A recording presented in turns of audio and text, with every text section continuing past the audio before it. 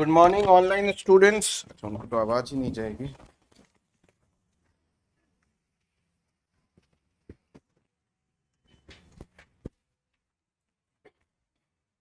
आवाज जा रही है क्या ऑनलाइन स्टूडेंट? Good morning. हाँ चलिए, ठीक है। तो आज हम लोग ये क्लास शुरुआत कर रहे हैं क्योंकि अभी जिस तरह से पैटर्न चेंज हो रही हैं, चीज़ें चेंज हो रही हैं, हम लोग को अभी से तैयार होना होगा आंसर राइटिंग को लेकर, और धीरे धीरे दिमाग में बैठाना होगा कि आंसर लिखते कैसे हैं। और अब जैसे जैसे आपके चैप्टर कंप्लीट होते जाएंगे, ठीक है, आपको क्वेश्चंस मिलता चला जाएगा और आप लोग उसको लिखते स्टार्ट करने लगेंगे, ठीक है। क्योंकि लिखना एक ऐसी प्रॉब्लम है जो एक दिन में नहीं आएगा, इट विल टेक टाइम, ठीक है। तो आज का जो हमारा लेक्चर का ऑब्जेक्टिव है वो सिंपल है कि हम सोचते क्या है, कैसे लिखने से पहले कोई भी क्वेश्चन आता है तो क्या हम सीधा लिखना स्टार्ट कर देते हैं, करते क्या है, ठीक है। ऑनलाइन आपको क्वेश्चन पेपर मिल गया है, ओके, ठीक है। अब बताइए, आप लोग पहले जब कोई भी क्वेश्चंस लिखते हैं तो क्या करते हैं? अजय, क्या सोचते हैं? हाँ बताइए बताइए, मैं सुन रहा हूं। हाँ वो तो ठीक है। हाँ ठीक है, ठीक है, ठीक है। और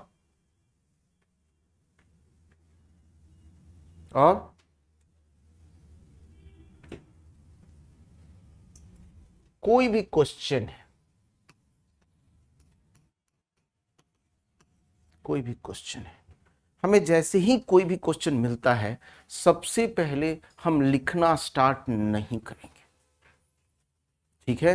हमें अभी क्या करना है, अगले 4 महीने तक, कितने, अगले 4 महीने तक हमें कितना टाइम, 2 मिनट्स,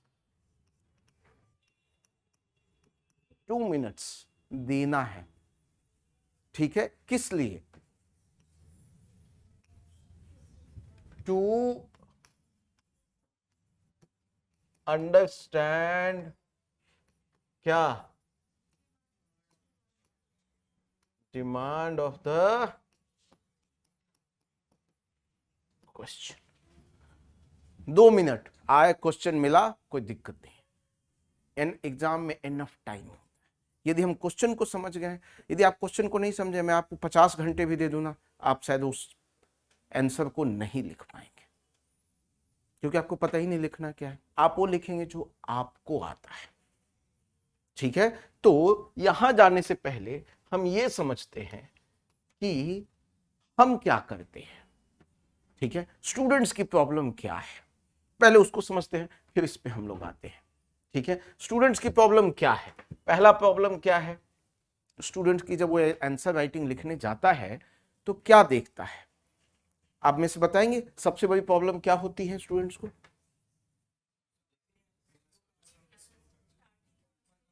मतलब वही कि डिमांड ऑफ द क्वेश्चन नहीं पता है। दूसरा कि मैं इंट्रो में क्या लिखूं, सॉरी, सबसे पहले ये समझ में नहीं आता है कि डिमांड ऑफ द क्वेश्चन क्या है। दूसरा, जो आपने कहा ना कि मुझे समझ में नहीं आता कि मैं क्या, what to write, what to write, या अब कि इसको और अच्छे से मैं लिखता हूं,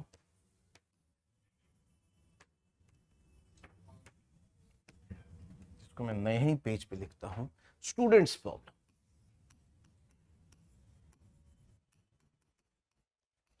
स्टूडेंट्स प्रॉब्लम क्या है रिगार्डिंग आंसर,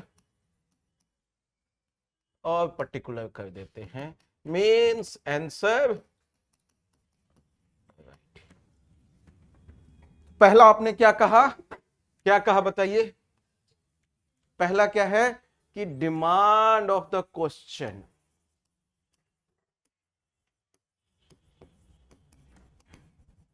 और डिमांड ऑफ द क्वेश्चन के अंदर भी क्या पॉइंट होता है कि एक्चुअली लिखना क्या है नहीं पता आपको, ठीक है, व्हाट टू राइट।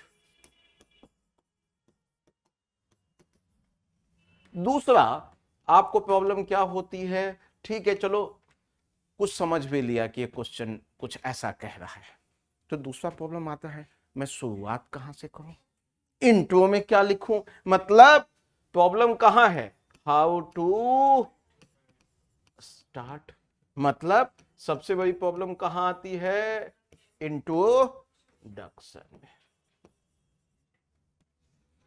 इस समय ये होता है स्टूडेंट को कि जो पहला थॉट आएगा वो लिखेगा, एम आई राइट, ऐसा ही कुछ होता है आप लोग के साथ, ठीक है।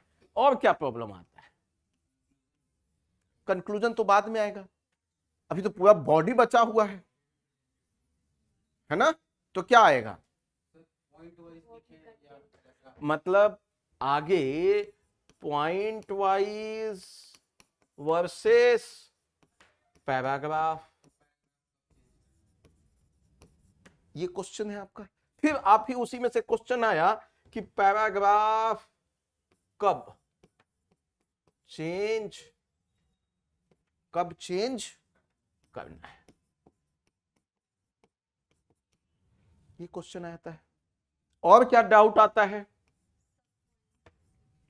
क्या सब पॉइंट्स कैसे बनते हैं,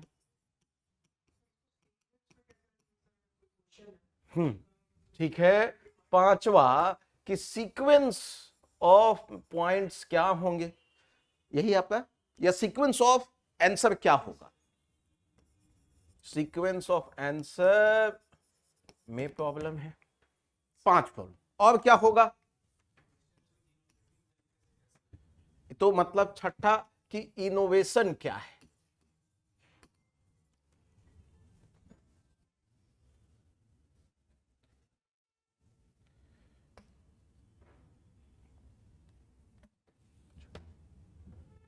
इनोवेशन क्या है, ठीक है। आगे क्या है, 7वां,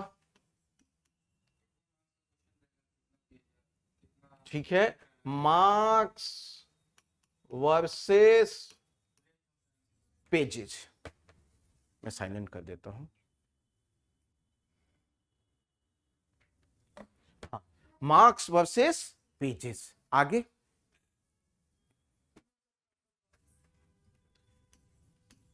यूज ऑफ वर्ड्स, मतलब प्रॉपर वर्ड्स आपका है कि मैं क्या लिखूं, मुझे समझ नहीं आ रहा है।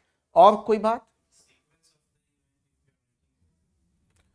सीक्वेंस ऑफ द, वो आ गया ना, सीक्वेंस ऑफ आंसर मेरा क्या होगा, या सीक्वेंस ऑफ इवेंट क्या होंगे, ठीक है। चलिए आपके भी पार्ट को मैंने इंक्लूड कर लिया कि सीक्वेंस ऑफ इवेंट क्या है, और क्या हो सकता है, और क्या प्रॉब्लम, अरे खुल के बोलिए ऑनलाइन स्टूडेंट्स, स्ट्रक्चर का नहीं पता, स्ट्रक्चर चलो ऑनलाइन स्नेहा ने कहा कि स्ट्रक्चर नहीं पता चलता, ठीक है, डिमांड ऑफ द, और बताइए ऑनलाइन भी आप लोग भी बताइए, डायग्राम्स कहां, डायग्राम्स कहां पुट करना है नहीं पता, और कुछ,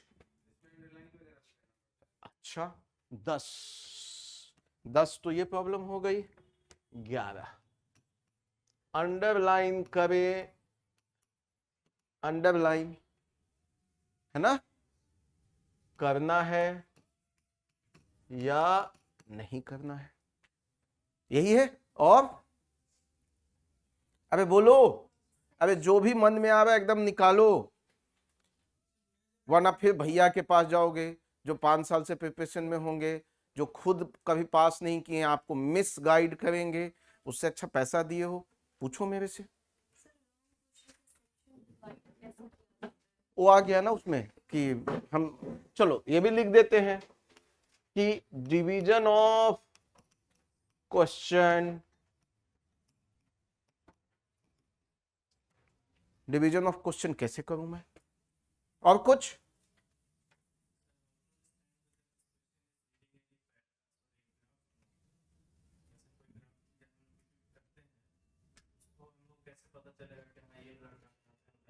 हाँ तो डायग्राम और ग्राफ, मतलब आप कह रहे हैं कि ग्राफ डालना है कि नहीं? ठीक है, ग्राफ, डायग्राम, ठीक है, फ्लो चार्ट, यही बोल रहे हैं ना आप? कहां पुट करें? ठीक है, और कुछ? आप लोग रेगुलर क्लास नहीं आते हैं क्या? आप आते हैं, मैं देखा नहीं। आप अरे क्लास नहीं छोड़ना है भाई, एक भी दिन क्लास छूटिएगा समझिए बीच में बहुत गैप आ जाएगा। ठीक है, हाँ और बताइए।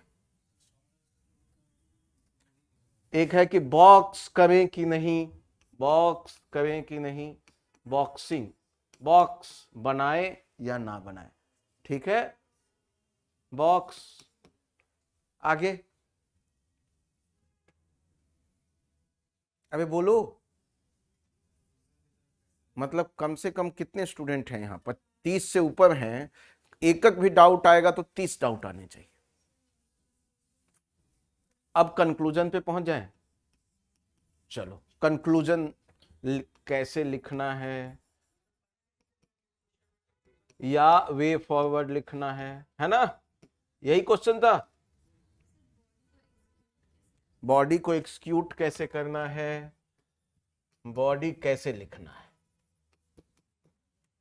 है ना? यही है। आई थिंक सब क्वेश्चंस आ गए हैं इसमें। अब आगे बढ़े हम लोग। ठीक है, तो हम एक बार फिर से देख लेते हैं कि बच्चों के डाउट्स क्या क्या रहते हैं।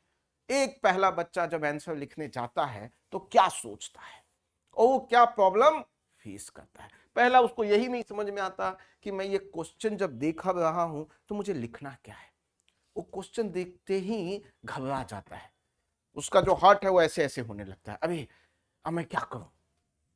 ठीक है, वो फिर क्या करता है, अपनी मेमोरी में खोजता है मैंने ऐसा कुछ पढ़ा क्या, और फिर वो कहानियां लिखना स्टार्ट कर देता है।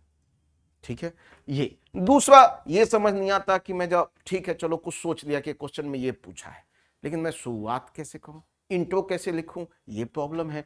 तीसरा कह रहे बच्चों का डाउट, आप लोगों में से ही किसी ने कहा कि पॉइंट वाइज लिखूं कि पैराग्राफ वाइज लिखूं, और पैराग्राफ भी कहां एंड करूं।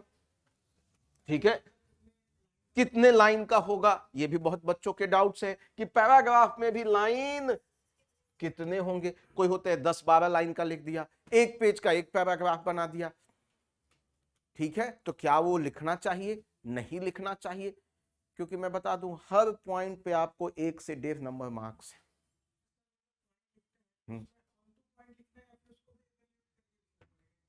ठीक है, मतलब एनालिसिस की आप बात कर रहे हैं। ठीक है, उस पर भी हम आएंगे। चौथा आप कहें कि सब पॉइंट्स में क्या लिखूं। पांचवा आपने बताया कि सीक्वेंस ऑफ आंसर क्या होगा, कोई क्वेश्चन पूछा है तो उसका सीक्वेंस में कैसे लिखूंगा, कोई इवेंट है तो उसका मैं कैसे लिखूंगा सीक्वेंस। फिर आपने कहा इनोवेशन में अपने आंसर में कैसे लाऊं, कितने मार्क्स में कितने पेज लिखूं। ये एक बहुत डाउट होता है। अभी तक जो बच्चे अभी मेन सभी लिखने जा रहे हैं उनके डाउट थे, अभी हमने 1 महीने में बार बार समझाकर और आज ये डाउट इतने अच्छे से क्लियर होगा कि आप समझ लीजिएगा कि नहीं, मैं अब कोई भी आप क्वेश्चन दोगे मैं लिख दूंगा। फिर आप कह रहे हो कि use of words, proper words, क्या मुझे कोई एक यूनिक वर्ड्स यूज करना है कोई आंसर में, या मैं जनरल वर्ड यूज करूं, क्या करूं, ये क्वेश्चन है। स्ट्रक्चर क्या है, मेरे क्वेश्चन, बहुत बच्चों को स्ट्रक्चर में प्रॉब्लम है, बहुत बच्चों को डायग्राम, फ्लो चार्ट, ग्राफ, ये मैं यूज करना है कि नहीं यूज करना है। ठीक है, आगे बढ़ते हैं हम लोग। फिर देखा आपने कि अंडरलाइन करना है कि नहीं, फिर आप बता रहे हैं कि डिवीजन ऑफ क्वेश्चन कैसे करना है, ग्राफ, फिर आपने बॉक्स बनाना है कि नहीं, और लास्टली कंक्लूजन, वे फॉरवर्ड, हमें लिखना है नहीं लिखना है, इन दोनों में लिखना है, क्या लिखना है, कैसे लिखना है। ये सारे डाउट्स एक बच्चे को आते हैं, तो जनरली ये 14-15 डाउट्स बच्चों को घूमते हैं। अब हम लोग एक एक करके अपने चीजों को स्टार्ट करते हैं जहां हम पहले चले थे। ठीक है, तो पहला हमारा क्या था कि कोई भी क्वेश्चन हमने देखा, क्वेश्चन देखते क्वेश्चन पे अटैक नहीं करना है कि क्वेश्चन देखे चालू।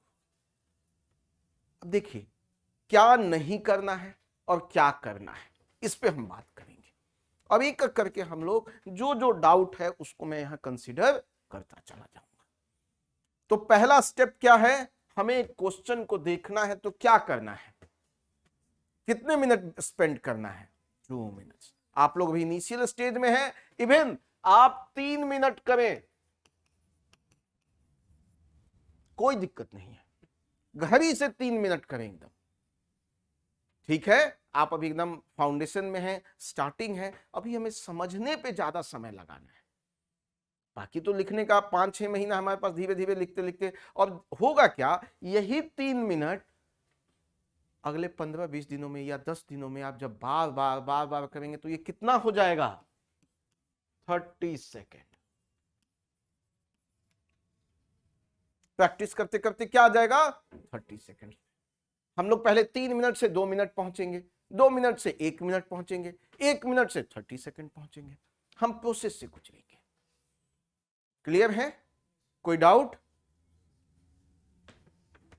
तो पहला स्टेप क्या है, कोई क्वेश्चन को देखे तो हम क्या करेंगे, क्या लिखना स्टार्ट कर देंगे, नहीं।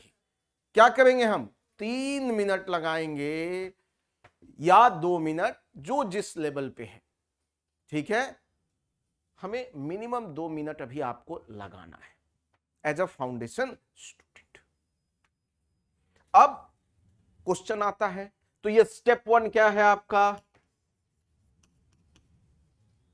स्टेप 1 क्या है कि हमें पहले 3 मिनट रुकना है। और इस स्टेप 2 में क्या है, ये जो हमने 3 मिनट दिया, इसमें करेंगे क्या, तो हम क्या करेंगे, डिमांड ऑफ द क्वेश्चन। क्या करेंगे, समझेंगे कि भाई ये कोई क्वेश्चन आया है, ये पूछ क्या रहा है, इसे मुझे समझना क्या है, मुझे लिखना क्या है, इसमें कितने क्वेश्चंस हैं, सेंट्रल पॉइंट क्या है, ये सब हमें समझना है। तो हम इस 3 मिनट में क्या समझेंगे, डिमांड ऑफ द क्वेश्चन। क्या समझेंगे बताइए, डिमांड ऑफ द क्वेश्चन। अब आपकी मेजर पॉइंट आएगा कि सर आपने बोल दिया तो हमें थोड़े समझ में आ जाएगा, 3 मिनट में बोल दिया कि डिमांड ऑफ द क्वेश्चन समझ लेना, लेकिन मैं समझूंगा कैसे कि डिमांड क्या है। तो अब डिमांड को समझने के लिए हम लोग अब आगे का स्टेप यूज करेंगे। तो डिमांड को समझने के लिए पहला स्टेप क्या है, पहला, अब स्टेप 3 पे पहुंच गए हम लोग, स्टेप 3। इसीलिए घबराना नहीं, मैं एकदम स्लो चल रहा हूं, जहां आपको डाउट हो मुझे रोक दीजिएगा, ठीक है, क्योंकि एकदम आप पहली क्लास है, आंसर कैसे लिखें, तो इसमें स्टेप बाय स्टेप मूव करेंगे तो आप एकदम सिस्टमैटिक सीखेंगे, ठीक है। स्टेप 1 याद रहेगा आप लोगों को, क्या करना है स्टेप 1 में, हमें पहले दिमाग को बताना है कि नहीं नहीं, हमें क्वेश्चन पे टारगेट जंप नहीं करना है, हमें क्या देना है, 3 मिनट। 3 मिनट किस लिए, स्टेप 2, डिमांड ऑफ द, एक साथ बोलो, डिमांड ऑफ द क्वेश्चन। मेरे क्लास में चुप नहीं रहना है, मेरे क्लास में मुझे बहुत गुस्सा आता है जब वो कोई एकदम इनएक्टिव प्लेयर होता है, ऐसा मरा हुआ, बोलना है हमें। यही जो क्लास में भी होती है, मेक श्योर करो मेरे क्लास में ही वो कंसेप्ट आपके यहां चला जाए, ठीक है। घर जाकर पढ़ने की जरूरत नहीं, बस आधा घंटा रिवाइज कर लिया, ठीक है। तो सेकेंड स्टेप क्या है हमारा, अब हम लोग स्टेप 3 की, ठीक है। डिमांड ऑफ द स्टेप में मैं पहला काम क्या करूंगा, तो सबसे पहले मैं आइडेंटिफाई करूंगा ये क्वेश्चन किसके अबाउट है, सेंट्रल पॉइंट क्या है, समझ रहे हैं, सेंट्रल पॉइंट क्या है, सेंट्रल पॉइंट क्या है। अब और कह दें क्या कि more important, most important keyword क्या है, क्या मोस्ट इंपॉर्टेंट कीवर्ड क्या है, मतलब हमको ये आइडेंटिफाई करना है कि इस क्वेश्चन, ये क्वेश्चन किसके अबाउट रिवॉल्व कर रहा है, ये क्वेश्चन किसके बारे में पूछा है, सेंट्रल थीम क्या है। तो हम ये भी इसको नाम दे सकते हैं कि हमें आइडेंटिफाई क्या करना है कि सेंट्रल थीम क्या है, सेंट्रल कीवर्ड क्या है, मोस्ट इंपॉर्टेंट कीवर्ड क्या है, या सेंट्रल पिलर क्या है जिसके क्वेश्चन रिवॉल्व कर रही है। ठीक है, तो अब आप लोग को हमने एक क्वेश्चन दिया है, तो पहले स्टेप पे हम क्या करेंगे, सारे क्वेश्चन में सिर्फ ये आइडेंटिफाई करेंगे कि इसमें सेंट्रल पिलर क्या है। क्या आइडेंटिफाई करना है, सेंट्रल पिलर। उसमें एक वर्ड आपको आइडेंटिफाई करना है कि सेंट्रल पिलर क्या है। ठीक है, समझेंगे आप लोग। चलिए अब क्वेश्चन पे आ जाते हैं हम लोग, इसीलिए मैंने क्वेश्चन को एक स्टेप। तो अब इन सारे क्वेश्चन, जिनका भी फोन बंद कर लीजिए प्लीज। ठीक है, अब देखिए मैंने आज 14-15 क्वेश्चन लिए हैं। ठीक है, लिखना नहीं आज, खाली हमें समझना है। अब इसमें सेंट्रल पॉइंट क्या है हमें वो समझना है। ठीक है, तो इस क्वेश्चन को मैं देखूं तो मैं क्या कहूंगा, सेंट्रल पॉइंट में क्या है, central pillar of the question क्या है, थीम ऑफ द क्वेश्चन क्या है, मोस्ट इंपॉर्टेंट कीवर्ड क्या है। ठीक, कीवर्ड बहुत सारे हो सकते हैं, बट उसके अंदर जो सबसे इंपॉर्टेंट, या मैं कहूंगा कीवर्ड को हटाइए, सबसे ये बात बताइए कि सेंट्रल पिलर क्या है, पिलर ऑफ द क्वेश्चन क्या है, थीम ऑफ द क्वेश्चन क्या है, वो आइडेंटिफाई बस कीजिए। इस क्वेश्चन में क्या है,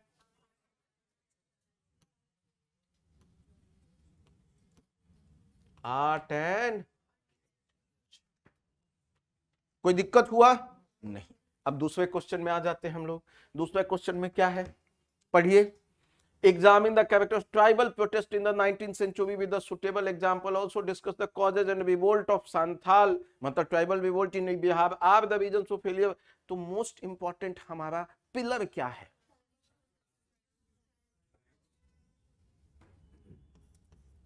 यही हमारा पिलर है, पिलर ऑफ द क्वेश्चन। यहां क्या है, पिलर ऑफ द क्वेश्चन। बस इतना ही किया, आप सब आइडेंटिफाई कर पा रहे इजिली। आप लोग अपने अपने बुक जो आपको क्वेश्चन पेपर मिला है उसमें वो मार्क करते चले जाइए। आगे बढ़िए, अभी कर लेता हूं फिर आऊंगा आपके पास। ठीक है, पहले एक्सरसाइज, हो सकता है आपका डाउट आगे में ही क्लियर हो जाए। ठीक है, तीसरे क्वेश्चन पे आते हैं। जो ऑनलाइन स्टूडेंट्स हैं आप भी प्लीज करते रहे और लिखते रहिए मुझे, बहुत बढ़िया बहुत बढ़िया। ज्योति, स्नेहा एकदम एक्टिव हो चैट पे आज, बाकी स्टूडेंट्स भी, और जहां नहीं आए बाकी स्टूडेंट्स को तुरंत मुझे रोक दो। ठीक है, चलिए अब तीसरे में देखते हैं। Discuss the main factors that led to the start of great revolt of 1857, also mention attributes that led to failure of revolt of 1857, how this revolt bound British वगैरह वगैरह, वाज द रिवोल्ट ऑफ 1850 वगैरह। क्या है बताओ central theme, यही अपना pillar. कोई दिक्कत, तो स्टेप 1 हमारा क्या है, क्या आइडेंटिफाई करना है, central theme, main pillar of the question. घबराना नहीं है, क्वेश्चन देखते घबराना नहीं। देखो जब इतनी बात समझने लगोगे ना तो नहीं भी कुछ आता है ना आप आंसर लिख लोगे, सरकार बना लोगे। जहां जीरो आ रहा था वहां एटलीस्ट मतलब 50% मार्क्स जो आपको आने थे उसका भी 50, मान ले आप पहले जीरो आ गया, मान ले आता ही नहीं है क्वेश्चन तो आप छोड़ दोगे। लेकिन ये जब स्ट्रक्चर सीख जाओगे तो एटलीस्ट मान ले पहले बहुत अच्छे से आता तो आपको कोई क्वेश्चन में 60% मार्क्स आता, तो यहां एटलीस्ट आप 40% मार्क्स जरूर ले आओगे। ठीक है, आगे बढ़ते हैं हम लोग। चौथे क्वेश्चन में बताइए, discuss the development of western education in Bihar from 18th and also write the source and growth of press in modern Bihar. तो हमारा क्वेश्चन क्या है, ठीक है, और फिर इसके अंदर also write a short note on the growth of press. दो अलग अलग क्वेश्चन हो गए तो हमें वो भी आइडेंटिफाई करना है। आगे बढ़ते हैं। What will AUKUS alliance will do? What are its significance for world, especially for India? Why China argues against this alliance? क्या है कीवर्ड हमारा theme, pillar of the question, theme क्या? क्लियर है? ठीक है, अब बताइए आप लोग, अब बताइएगा इसमें क्या है थीम, इसमें क्या है बताइए? डेप्रिसिएशन। बहुत बढ़िया, आगे बढ़ते हैं हम लोग। Depreciation of Indian rupee. ठीक है, आगे बढ़िए। वर्ड इसमें क्या है? क्लियर है? आगे आगे बताइए क्या है कीवर्ड, सॉरी मतलब सेंट्रल थीम। आगे बढ़िए, बताइए। क्लियर, आगे बताइए। ठीक है, आगे बताइए। क्वेश्चन क्या है? सेंट्रल थीम क्या है? Governor. Pillar of the question क्या है? आगे बढ़ते हैं, मैं क्वेश्चन लूंगा पहले, ये क्या है? आगे बढ़िए, बताइए। Nano technology. आगे बढ़िए।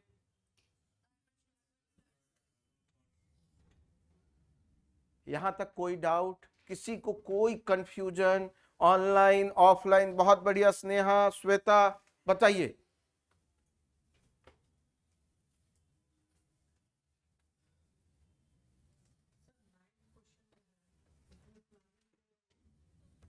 Ninth question, what are the impacts of planning, what should be given for playing a key role in economic development in India, give suggestion need to be done। हाँ, क्वेश्चन पढ़ो, एक minute.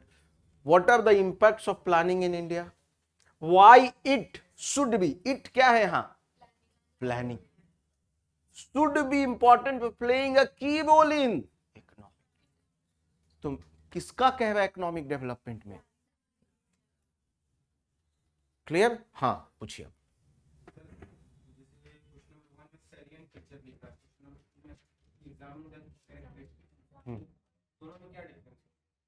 अभी मैंने आपको क्या कहा? दिक्कत यही है, स्टूडेंट्स को कोई ऑर्गेनाइज्ड वे में समझाए ना, वो समझने को ही तैयार नहीं है। क्या हमारी जिंदगी खत्म हो जाएगी 5 मिनट में? हमने अभी क्या, अब तो हम स्टेप 1 पे हैं, अब इस पे भी बहुत सारी क्लास होंगी, पहले वो तो सीखिए ना। धीरे धीरे देखिए, ये सबसे बड़ी प्रॉब्लम है बच्चों में, सब चाहिए। अभी पहले रुको मेरे भाई, धीरे धीरे धीरे। मैं ऑर्गेनाइज ले चल रहा हूं ना, मैं स्किप भी कर लेता और कहता कि चलो अब यहां चलते हैं। आप लोग से 15 क्वेश्चन बनवाया ना, अभी देखिएगा इस क्वेश्चन में हम कितनी बार आएंगे। एग्जामिन बहुत दूर की बात है, डिस्कस, क्रिटिकली एनालाइज, ये सब दूर की बात है, अभी उसको बाद में लाएंगे। पहले हम बेसिक ही नहीं पता हो, मैं वहां समझाऊं आप कंफ्यूज हो जाओगे, क्योंकि वो क्वेश्चन के अंत में मिलेगा आपको हमेशा, या आगे मिलेगा, तो बाद में हम समझेंगे। पहले हमको बेसिक तो पता हो, ठीक है? चलिए, तो स्टेप 1 हमारा हो गया क्या? क्लियर है? हमने क्या अभी समझ, डिमांड ऑफ द क्वेश्चन का पहला स्टेप क्या है हमारा? हमें सेंट्रल थीम, सेंट्रल पिलर पहचान लेना है। यहां तक कोई डाउट? चलिए आगे बढ़ते हैं इसी में। स्टेप 4 हो गया ना। स्टेप 3 हमने क्या आइडेंटिफाई किया? Central theme. अब स्टेप 4 क्या है?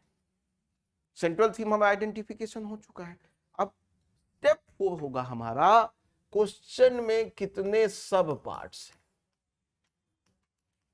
क्वेश्चन में कितने सब पार्ट्स हैं, तभी हमें पता चलेगा कि मुझे कितना, किस पार्ट कितना लिखना है। पता चला कि क्वेश्चन में 3 सब पार्ट थे, मैंने एक ही पार्ट लिखा और उसी को 4 पेज भर दिया, या 1 पेज भर दिया। यूपीएससी का है तो 1 पेज भर दिया मैंने, यदि 10 नंबर का क्वेश्चन है तो, या 2 पेज लिख दिया।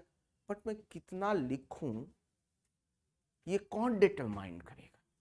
मैं 50 वर्ड लिखूं कि 100 वर्ड लिखूं कि 150 वर्ड लिखूं कि 200 वर्ड लिखूं 250 वर्ड लिखूं, कितने वर्ड कहां लिखूं, ये कैसे पता चलेगा?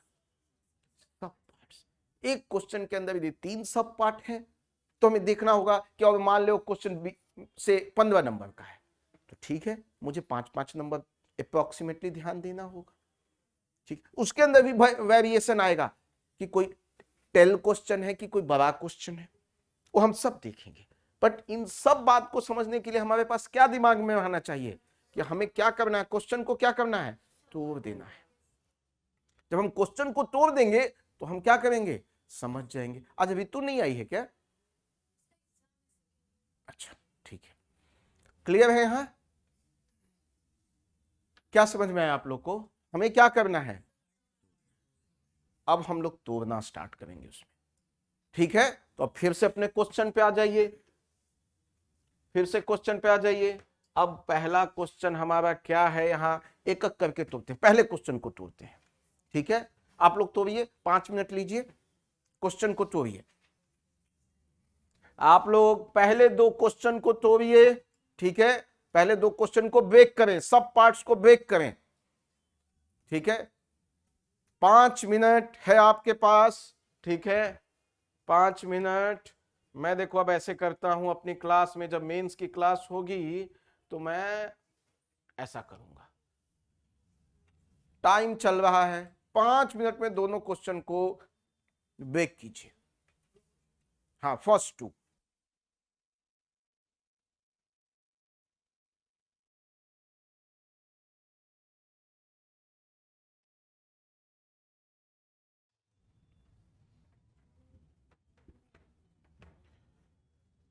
तो कृपया बॉन्ड ना बने।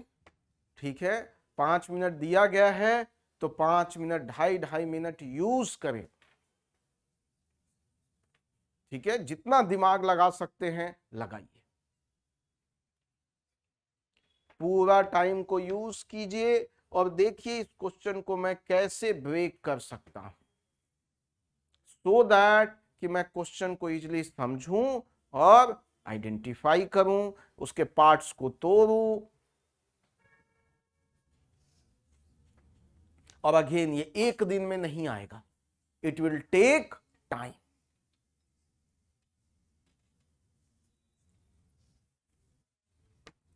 डेढ़ मिनट और है आपके पास।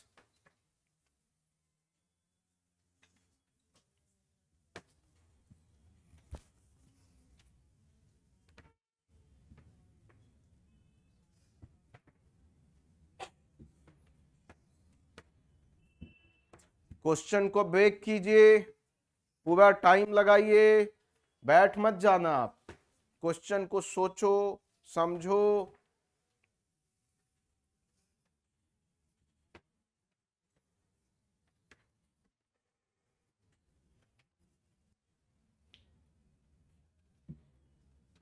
कीजिए।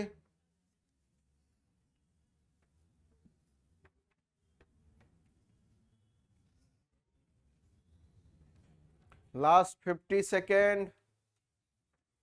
ये इतनी बार कराऊंगा आप लोगों से कि एकदम कॉन्फिडेंस आ जाना है कि आप किसी भी टीचर को बोल सकते हो, आप क्वेश्चन दीजिए सर मैं सॉल्व कर दूंगा।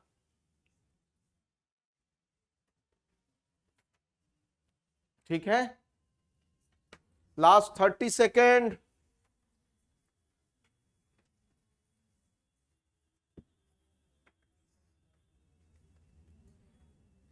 बिहार में सब, अच्छा पहले सॉरी आप डिस्टर्ब हो जाएंगे, कर लीजिए।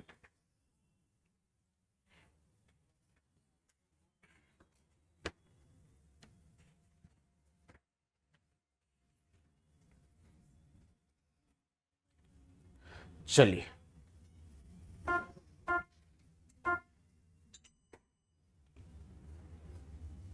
क्लियर है? चलिए, अब देखिए आप लोग कितना सही किए, कितना गलत किए। ठीक है, अब हमने पहले आइडेंटिफाई कर लिया है कि आर्ट एंड आर्किटेक्चर है। ठीक है, तो अगेन देखिए, अभी मैं स्टेप बाय स्टेप मूव कर रहा हूं, तो आप पहले दिन ये सोचेंगे कि एकदम मेरा बेस्ट आंसर हो जाए, ये नहीं होगा। It will evolve slowly slowly slowly.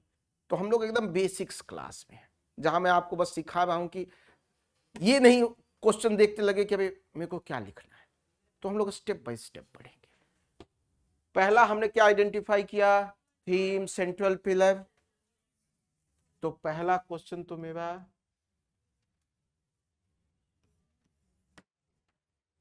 यही हो गया। मुझे एग्जामिनर को बताना है कि सर मैं आपका क्वेश्चन समझ गया।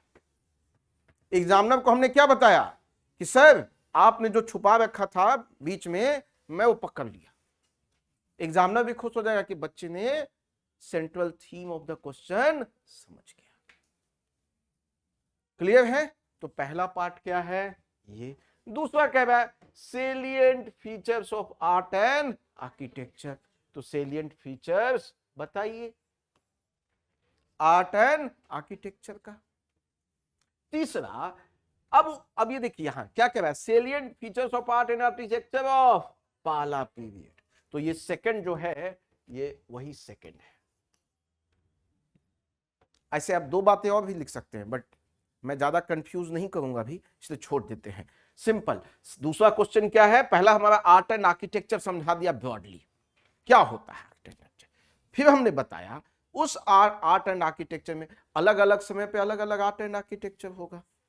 तो पर्टिकुलरली पाला पीरियड का क्वेश्चन पूछा है, तो पाला पीरियड का हमें क्या बताना है, सेलिएंट। तो ये मेरा क्या है, सेकंड क्वेश्चन।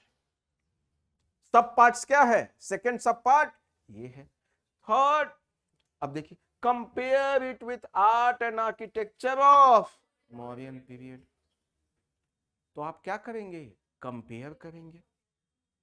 ठीक है, तो अब यहां ये आपका कौन सा क्वेश्चन हो गया,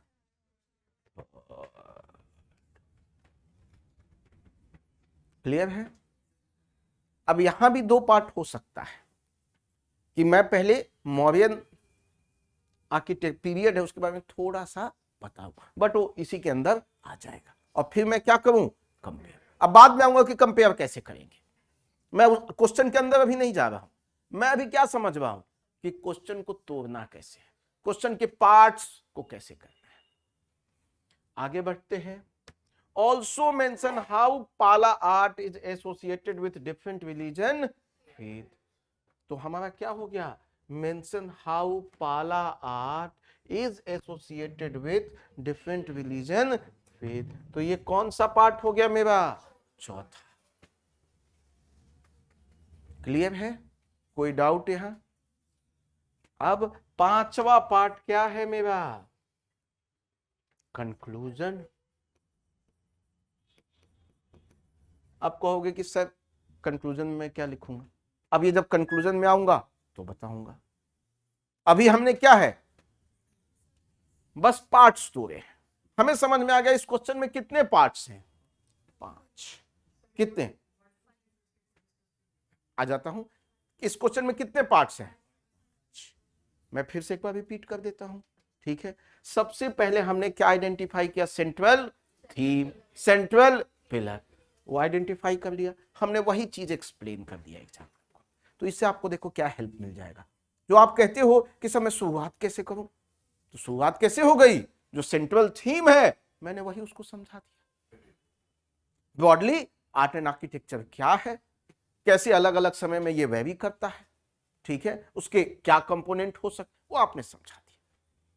तो ये प्रॉब्लम दूर हो गई। अब हम बाद में आएंगे कि इंट्रोडक्शन में भी कैसे कैसे वेरी कर सकते हैं, बट अभी बेसिक के लिए क्या है, हम यही बात लेके चलेंगे। हम जैसे जैसे आगे बढ़ेंगे हम चेंज थोड़ा थोड़ा चेंज करते चले जाएंगे, बट वो चेंज बहुत माइनर है। ठीक है, उसके बाद क्वेश्चन में क्या था, सेलिएंट फीचर्स ऑफ पाला पीरियड। तो सेकंड पार्ट हमारा क्या है, आर्ट एंड आर्किटेक्चर में भी क्या पूछा, किसका, पाला पीरियड। तो सेलिएंट फीचर्स ऑफ पाला पीरियड। फिर थर्ड कर रहा है, compare it with art and architecture. तो किसको कंपेयर करने की बात कर रहा है, पाला को मौर्यन से। तो ये मेरा तीसरा पार्ट हो गया। अब बाद में हम डिस्कस करेंगे कि कंपेयर कैसे करना है। चौथा पार्ट है कि ऑल्सो मेंटेन हाउ पाला art is associated with different religion faith. तो हमें ये वाला पार्ट एक्सप्लेन करना है, और लास्टली हमें कंक्लूजन लिखना है। तो इस क्वेश्चन में कितने पार्ट हो गए, कोई दिक्कत यहां? ऑनलाइन स्टूडेंट्स कोई दिक्कत? अभी ज्यादा आगे मत बढ़ो ज्योति, ठीक है, धीरे धीरे जितना कहा जाए। एक अच्छा स्टूडेंट वो है जो जितना कहा जाए पहले उतना फॉलो करता है, ठीक है। हमने 2 क्वेश्चन दिया, आप बॉन्ड बनने के लिए 6 क्वेश्चन पे पहुंच गए। मैं तो 5 मिनट में 15 करवा दूं। तो मेरा आपसे हम्बल रिक्वेस्ट है, जितना दिया जाए उसी पे फोकस करते हैं, बॉन्ड ना बने मेरी क्लास में। इट्स अ हम्बल रिक्वेस्ट, ठीक है। आगे बढ़ते हैं हम लोग। यहां तक कोई डाउट? क्या मुझे लगता है फास्ट जाना चाहिए क्या? मुझे पहला क्लास है, जब मैं टाइम स्पेंड करने को तैयार हूं तो आपको क्यों प्रॉब्लम हो गई है? ठीक है, धीरे धीरे चलेंगे, सबसे अच्छे से समझेंगे, क्योंकि आज का क्लास समझ गए तो अगला 2 साल आपके लिए केक वॉक है। कोई एग्जाम आप दुनिया का लिख लो, चाहे UPSC, BPSC, Rajasthan, UPPCS, X Y, ये आपका काम आएगा, यही दोस्त होगा आपका। और आज ही का क्लास आपका दोस्त होगा, आपको रैंक दिलाएगा। पीटी में तो रैंक मिलता नहीं है, मेंस में रैंक मिलता है। और मेंस में क्या करना पड़ता है? तो आप ऑप्शनल लिखो, जीएस लिखो। आज का क्लास आपके अभी तक के सारे क्लास में मोस्ट इंपॉर्टेंट क्लास है, इसीलिए एकदम शांत रहो। आज जितना कहें उतना ही कहो, ठीक है। आगे बढ़ते हैं। सेकेंड क्वेश्चन है मेरा। अब इस क्वेश्चन में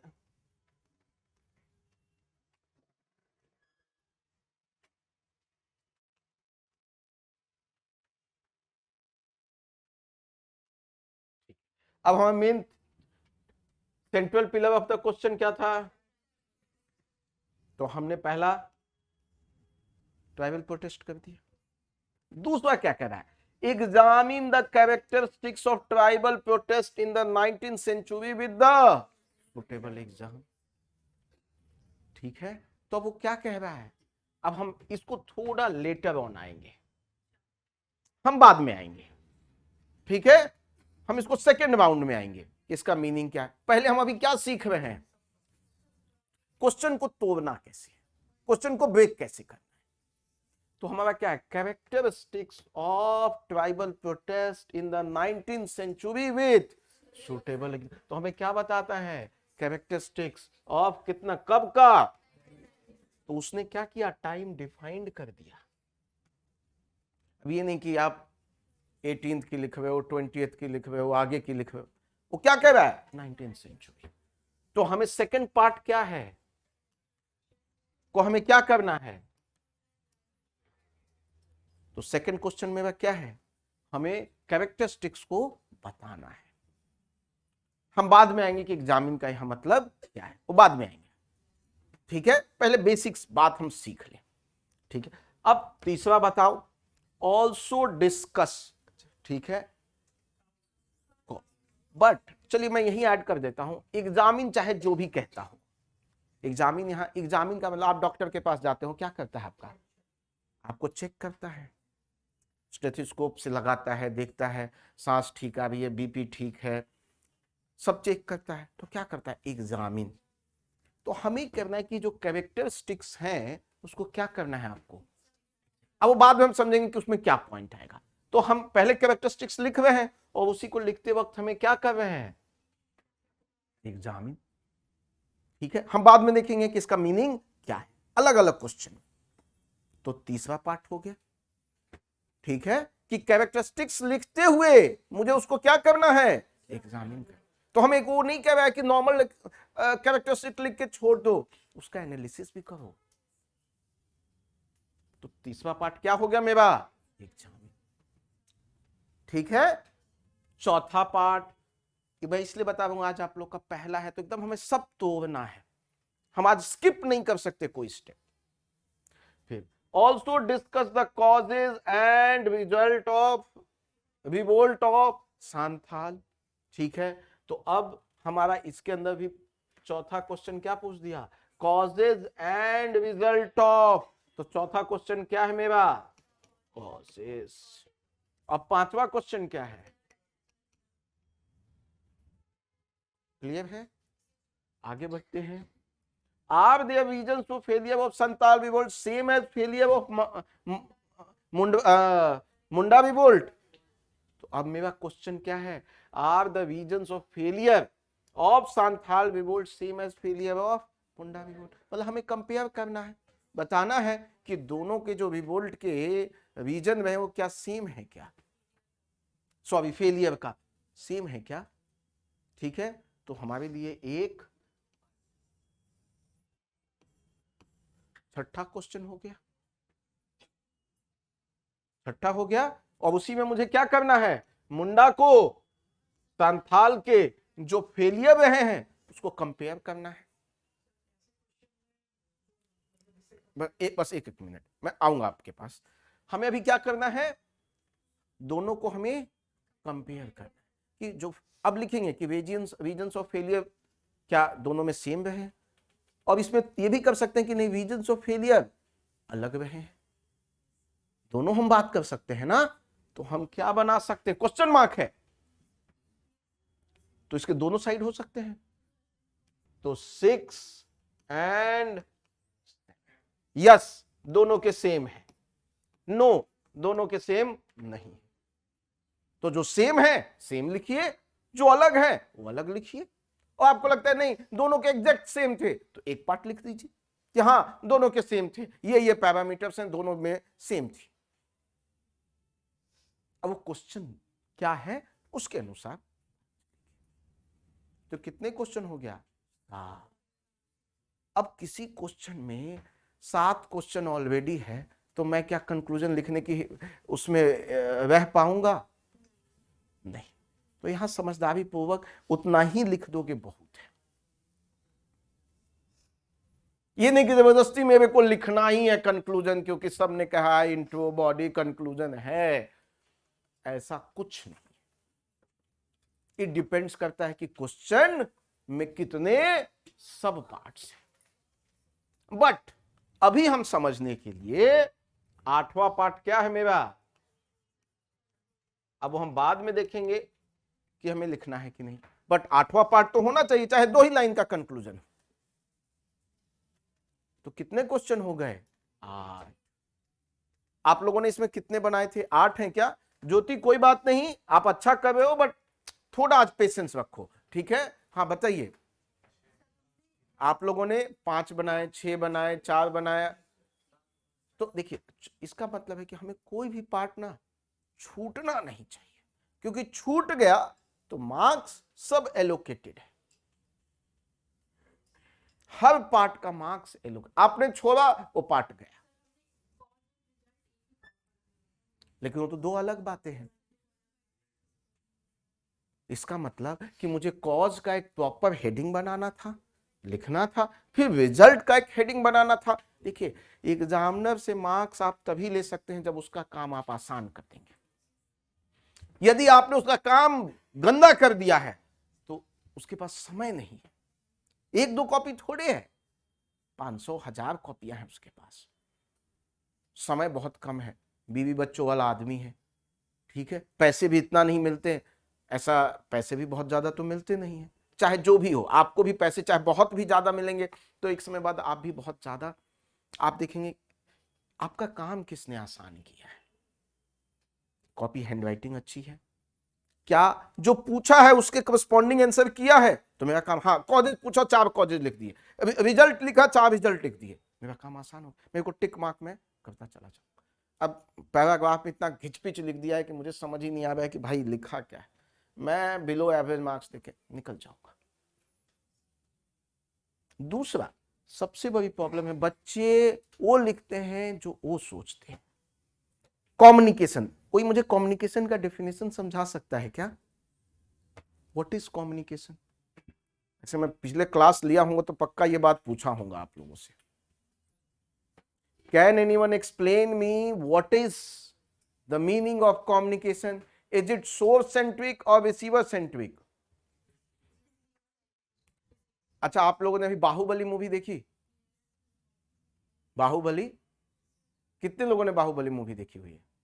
अरे बताओ यार, शर्माने की बात नहीं है, सबने। तो उसमें एक ट्राइबल होता है जो उस पर अटैक करता है, वो एक लैंग्वेज बोल रहा होता है, कुछ समझ में आ गया क्या सामने वाले को? कुछ आंगला टांगला कुछ ऐसे बात कर रहा होता है, तो मैं ऐसे आपसे बात करने लगूं, आप समझ जाएंगे क्या? तो इसका मतलब है कि मुझे मेक श्योर करना होगा कि जो मैं कह रहा हूं वो सामने वाले को। अब मान ले हमारे सामने ऑडियंस हिंदी वाली है, तो आप अंग्रेजी में बोलेंगे तो समझ में आ जाएगा क्या उसको? मतलब हमें ध्यान किसको रखना है? रिसीवर को, ऑडियंस को। मेरा ऑडियंस कौन है? एग्जामिनर। आप तो वहां होंगे नहीं एक्सप्लेन करने के लिए, तो मैं इस तरह लिखूं, ये नहीं कि सर मैंने ऐसा सोचा और ऐसा लिख दिया। मुझे समझ में आ रहा है क्या? मतलब एज ए एग्जामिनर को मुझे समझ में आ रहा है क्या? तो मुझे इतना क्लियर लिखना है कि मैं जो सोच रहा हूं वही एग्जामिनर को भी समझ में आए। समझ में? मतलब दोनों एक प्लेटफॉर्म पे। आप, मैं बहुत बार बच्चों से कॉपी देख रहा हूं तो पूछता हूं ये क्यों लिखा? सर मैं ऐसा सोच रहा था, लेकिन मैंने कहा मुझे तो समझ में ही नहीं आया कि आप क्या सोच रहे हो, क्योंकि आप तो वहां बताने के लिए होंगे नहीं कि आपने क्या सोचा। तो हमें मेक श्योर करना है कि एग्जामिनर मेरी बात समझ जाए, और उसका काम जितना आसान करोगे उतना ज्यादा मार्क्स मिलता चला जाएगा। क्लियर है? चलिए, यहां तक कोई डाउट किसी को? चलिए, एक और क्वेश्चन। अब 2 हमने किया, ठीक है। अब 3 और 4, 3 और 4, ठीक है। आपको मैं देता हूं 4 मिनट देता हूं, ठीक है। मैं आप लोग के लिए फिर टाइमर लगा दे रहा हूं। आप 4 मिनट,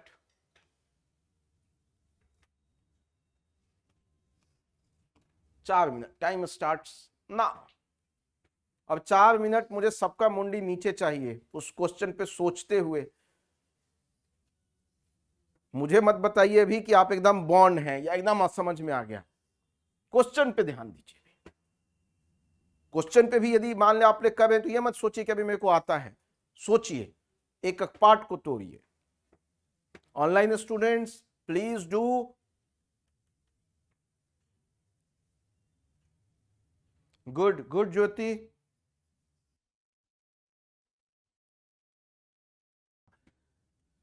तो कान में क्या है?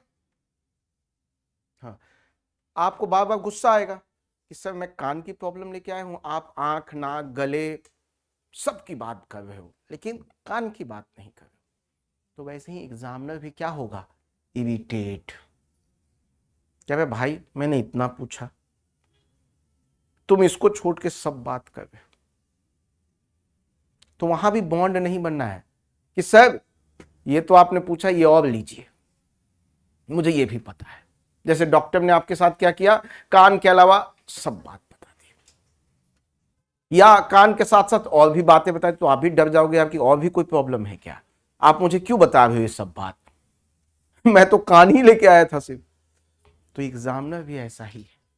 एग्जामिनर क्या होता है, ठीक है यार मैंने जितना पूछा, या आप देखते होंगे जो आपके घर में ओल्ड होंगे या काफ़ी सीनियर पीपल होंगे या काफ़ी एजुकेटेड होंगे, वो आपसे आए, आपसे आपसे उन्होंने कोई क्वेश्चन पूछा और आपने वो उसको छोड़ के बाकी बात, वो क्या कहते हैं, यार मैंने जो पूछा उतना ही बोलो। तो ये हमेशा इन एग्जाम्पल्स को ध्यान में रखना है कि एग्जामिनर को हमें इरिटेट नहीं करना है। और इरिटेट कैसे नहीं करेंगे? जब हम जो क्वेश्चन पूछा है उसी को जवाब देंगे, ना उसके लेफ्ट ना राइट, जो पूछा है और जितने शब्दों में पूछा है उतने में ही बताएंगे। अब आपका प्रिस्क्रिप्शन सोचिए 20 पेज का कोई लिख दे तो क्या करेंगे आप? डॉक्टर के पास गए, उसने 20 पेज का प्रिस्क्रिप्शन लिख दिया, आप कहोगे ना पागल हो गया है क्या? तो एग्जामिनर भी ऐसा ही सोचता है, यार मैंने इतना ही पूछा था, मैंने ऑलरेडी 6 क्वेश्चन पूछा हुआ है, तुम्हारे पास इतने पेज हैं, तुम पागल हो क्या जो इतना लिख रहे हो? ये इतना लिखे हो तो बाकी कहां लिखोगे? You understanding my point? तो इसीलिए पार्ट्स को तोड़ना बड़ा इंपॉर्टेंट है, ताकि पता तो चले कि 15 नंबर के क्वेश्चन में 6 क्वेश्चन है या 4 क्वेश्चन है या 3 क्वेश्चन है, तो मुझे कितना टाइम देना है, कितना स्पेस देना है।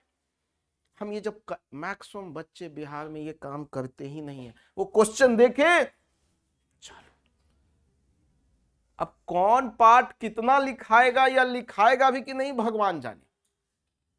एक्चुअली वो क्वेश्चन में क्या पढ़ते हैं, अब उन्होंने क्या पढ़ लिया, मान ले पहला क्वेश्चन अपना क्या था, तो उन्होंने अब ये क्वेश्चन को देखो कैसे पढ़ेंगे जो ये नहीं समझते हैं। क्वेश्चन देखा, सबसे फैंसी वर्ड कौन सा है इसमें, पाला, पाला, पाला आ गया। अब पाला के बारे में जो आज तक पढ़ा है, ठीक है, सब नीचे किया, पाला 5वां पेज द एंड, खत्म। और एग्जाम में कैसा गया, एग्जाम पूरा लिख दिए हैं। भाई जो पूछा है वो लिखा है क्या, हमें ये काम नहीं करना। दूसरा क्वेश्चन में उसको सबसे एकदम फैंसी वर्ड क्या मिलेगा, दूसरे में देखिएगा सांथाल। वो ये दिख ही नहीं रहा है उसको कि tribal protest 19th century examine कुछ नहीं, सांथाल, सांथाल पढ़े थे, हाँ हाँ एकदम। अरे भाई, या मुंडा भी पढ़ लिया, अब सांथाल मुंडा में जो पढ़ा है 4 पेज 8 पेज लिख दिया। और सच्चाई बता रहा हूं, मैं भी डेली कॉपी चेक करता हूं, और मुझे ये देखने को अभी जो 67 में मेंस लिख रहे हैं उनमें भी मैंने पूछा कि अच्छा तो क्या सोचे एग्जाम में, ये पेपर क्वेश्चन देख के, तो सबसे सांथाल दिखा और मुंडा दिखा, लिख दिए। अरे लेकिन सांथाल का क्या पूछे हम, आप समझ रहे हो मेरी बात, आपको भी हंसी, जैसे भी आप हंस रहे हो, आपका पेपर देख के मैं भी हंसता हूं, ऐसे ही मजा आता है। एग्जामिनर को भी वहां ऐसे ही मजा आ रहा है, हम पूछे क्या लिख दिया क्या। और क्या होता है, 10 कॉपी चेक करने के बाद दिमाग ऐसा सेट हो जाता है कि फिर एकदम फिट है, ये लिखेगा तो उसको 20-22 से ऊपर मार्क्स दूंगा, ये लिखा तो मैं ये दे दूंगा, ये लिखा, क्योंकि इतना टाइम नहीं है उसको पढ़ने, तो उसने 5-6 कैटेगरी बना लिया और पहले 30 सेकेंड में आइडेंटिफाई कर लिया कि मुझे इसको किस कैटेगरी में डालना है। तो इसीलिए शुरुआत की बात समझाना बड़ा इंपॉर्टेंट हो जाता है, उसको बताना बड़ा इंपॉर्टेंट हो जाता है कि सर जो आप पूछ रहे थे ना मैं समझ गया, आपको बार बार कहना है सर आप जो पूछे हैं ना मैं लिख रहा हूं। इसीलिए वो काम कहां कब क्या काम आएगा, सब पार्ट्स। आप हर बार क्या बता रहे उसको, सर मैं समझ गया प्लीज मार्क्स दे दीजिए, सर मैं आपकी क्वेश्चन समझ गया प्लीज मार्क्स दीजिए, हर जगह। इसीलिए जो ये सब पार्ट्स है, जब हम आगे डिस्कस करेंगे तो हम सब पार्ट्स को डायमेंशन देंगे, ठीक है। जैसे जैसे एक क्वेश्चन दीजिएगा, पीछे रह गया कोई मुझे, जैसे पहला क्वेश्चन है, हम लेते हैं compare it with art and. पहला क्वेश्चन तो हमारा था पाला पीरियड का, तो हमने इंट्रोडक्शन, अब यहां ऑलवेज मैं थोड़ा लेटर ऑन आऊंगा इस पे, जब भी इंट्रोडक्शन लिखेंगे तो ऐसा नहीं कि ये लिख दीजिएगा, ये नहीं लिखना है, ठीक है। पहले क्वेश्चन में हमें क्या लिखना था, आर्ट एंड आर्किटेक्चर, तो यहां से अपना चालू हो गए कि आर्ट एंड आर्किटेक्चर ये है ये है ये है ये है ये है, अपना मान लिया एक पैराग्राफ लिख लिया आपने, ठीक है, उसको समझा दिया। उसके बाद क्वेश्चन में क्या कहता है, salient features of art and architecture. इसको मैं नए पेज पे लेता हूं थोड़ा, तो मान ले हमने पहला आंसर लिखा, इसको अच्छे से इज्जत से लिखिएगा। बच्चे में क्या देखता हूं, अबे ये क्या है, ठीक है, आंसर 1 अच्छे से, ठीक है। अब आर्ट एंड आर्किटेक्चर आप लिखना स्टार्ट किए, आपने एक पैराग्राफ लिख दिया, क्लियर है, एक पैराग्राफ लिख दिया आपने। उसके बाद क्वेश्चन में क्या कहता है, salient features of art and architecture of पाला पीरियड। तो यहां आप क्या लिखेंगे? salient features of art and architecture of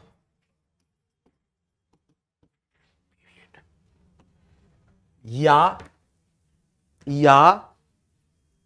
अब थोड़ा आप आगे जाएंगे तो हम और इसको अच्छे से एक्सप्लेन करेंगे कि पहले पाला पीरियड के बारे में क्या करेंगे आप। तो आप यहां क्या कर सकते हैं, पाला पीरियड के बारे में 3-4 लाइन लिख देंगे, फिर यहां लिख देंगे कि salient features are as follows 1 2। तो मैंने एग्जामिनर को याद दिलाया कि सर आपने ये पूछा था ना, मैंने लिख दिया, मार्क्स प्लीज दे दो। समझ में मेरी बात को? मैंने उनको याद दिलाया, ऊपर वाला पार्ट मैंने अपनी अंडरस्टैंडिंग बताई कि सर जो आप पूछ रहे थे मैं समझ गया कि आपका सेंट्रल थीम क्या है। अब आगे बढ़ते हैं, फिर क्या कह रहा है, compare it with art and architecture of Mauryan period. ठीक है, तो आप फिर लिखोगे हाँ क्या, कंपैरिजन ऑफ पाला आर्किटेक्चर विथ मौर्यन। ये पहला क्वेश्चन मैं कर रहा हूं, इसको क्या किया हमने, अंडरलाइन। इसके पहले क्या किया था हमने, तो एग्जामिनर को फिर मैंने क्या कहा, सर मैंने लिख दिया जो आपने पूछा था। फिर आप यहां लिखेंगे कुछ कुछ कुछ कुछ कुछ, लेकिन एग्जामिनर को आपने क्या बताया, सर मैंने हर बार उसको याद दिलाना है। और एग्जामिनर का काम भी आसान हो गया कि जो मैंने पूछा बच्चे ने लिख दिया। आगे बढ़ते हैं, चौथा कह रहा है हाउ पाला ऑल्सो मेंशन हाउ पाला आर्ट इज एसोसिएटेड विथ। तो आप यहां क्या लिखेंगे, एसोसिएशन ऑफ पाला आर्ट विथ डिफरेंट। फिर मैंने एग्जामिनर को क्या कहा, सर आपने जो पूछा मैंने लिख दिया। अब ये सब डायमेंशंस हैं जो क्वेश्चन में पूछे गए हैं, अब इसके अलग हम अंडर डायमेंशंस को लिखेंगे, बट ये क्वेश्चन में सब पार्ट्स हैं, यही सब पार्ट्स हैं, इसीलिए सब पार्ट्स को आइडेंटिफाई करना बहुत बहुत बहुत इंपॉर्टेंट है। क्लियर है, कोई डाउट नहीं? आगे बढ़ते हैं, फिर लास्ट में हमारा, फिर इसको लिखा कुछ हमने, फिर लास्ट में कंक्लूजन।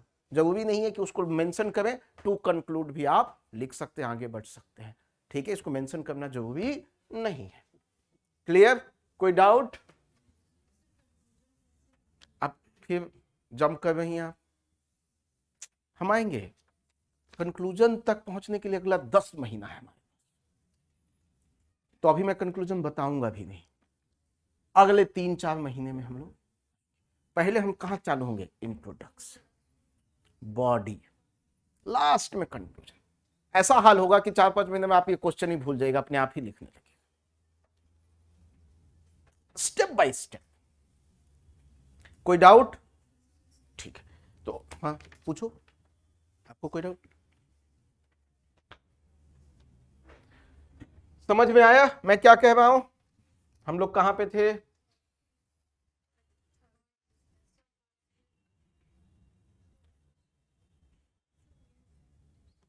हाँ पूछो, कोई डाउट है क्या?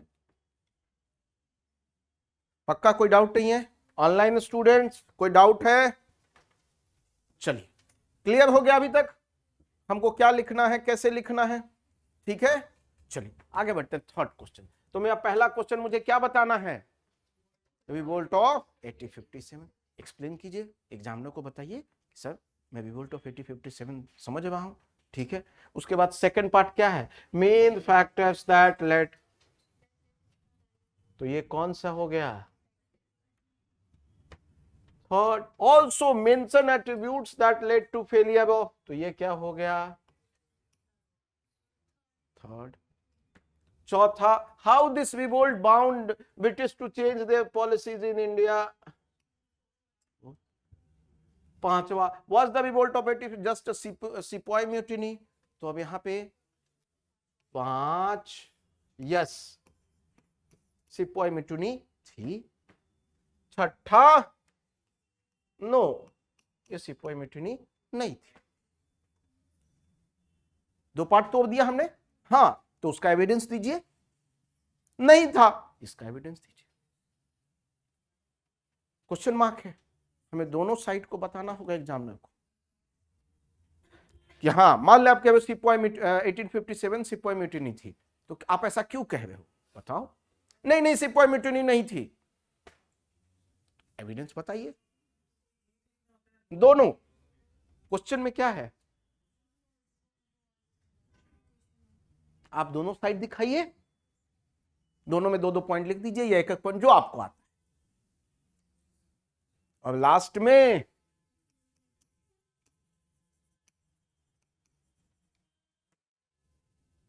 क्लियर, कोई डाउट?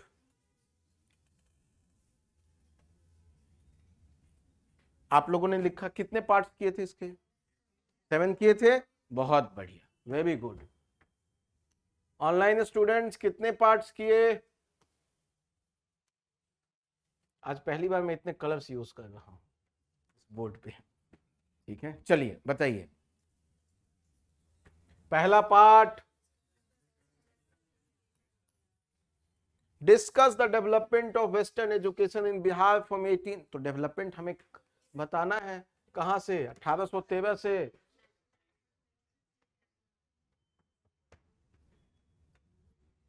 क्लियर है? तीसरा, also write a short note on the growth of west in, तो और चौथा,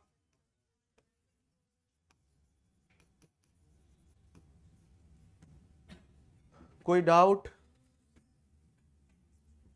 एनी कंफ्यूजन,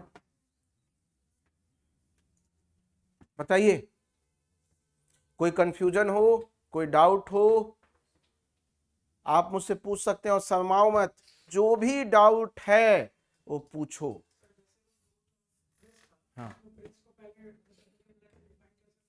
बताइए, डिफाइन कर मतलब आप बताइए, भूमिका बनाते हुए आप मूव कर दीजिए कि ग्रोथ कैसे हुआ, ठीक है। हाँ, किसी को कोई डाउट है मुझसे पूछ लीजिए, घर लेके डाउट्स मत जाओ आप, ठीक है। ये बहुत इंपॉर्टेंट, और छोटा, आपको लगता है इतना भी छोटा डाउट है, प्लीज आस्क। हाँ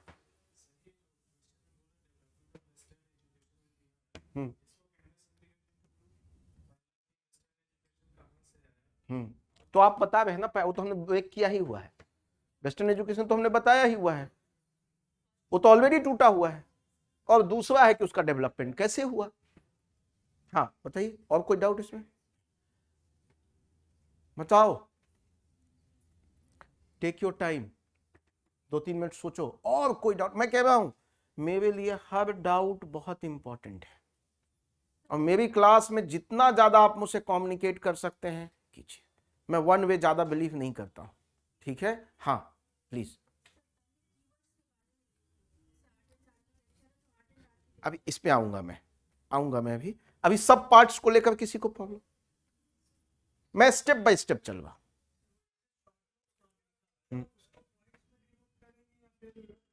अभी अभी आएंगे पैराग्राफ वर्सेस, आएंगे अभी। अभी हम, हमारा फोकस कहां है, क्या अंडरस्टैंड करना, सब पार्ट्स में कोई प्रॉब्लम है क्या? हम बस इतनी बात बताएं मुझे, उसमें कोई कंफ्यूजन आ रहा है तो पूछो।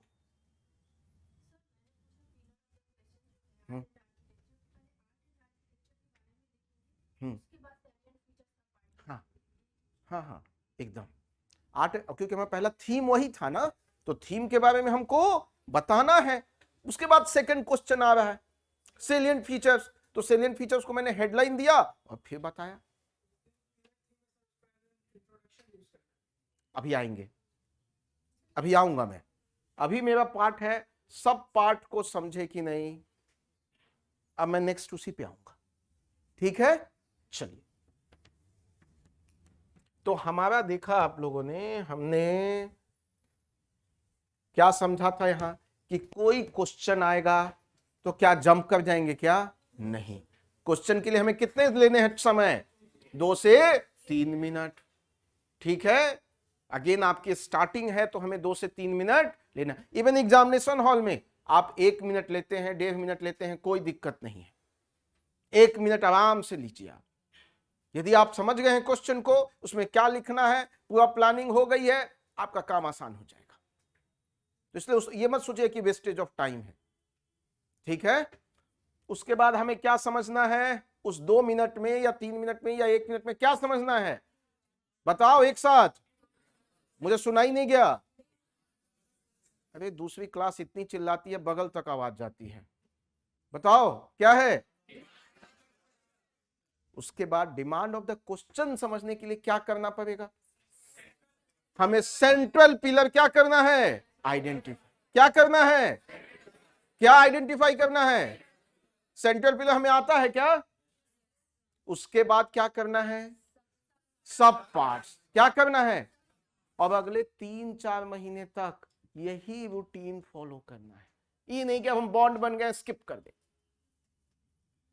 2 मिनट लिया, डिमांड लिखा, सेंट्रल थीम आइडेंटिफाई किया, फिर उसको हमने प्रोसेस से जाएंगे, आपकी लर्निंग हमेशा अच्छी होगी।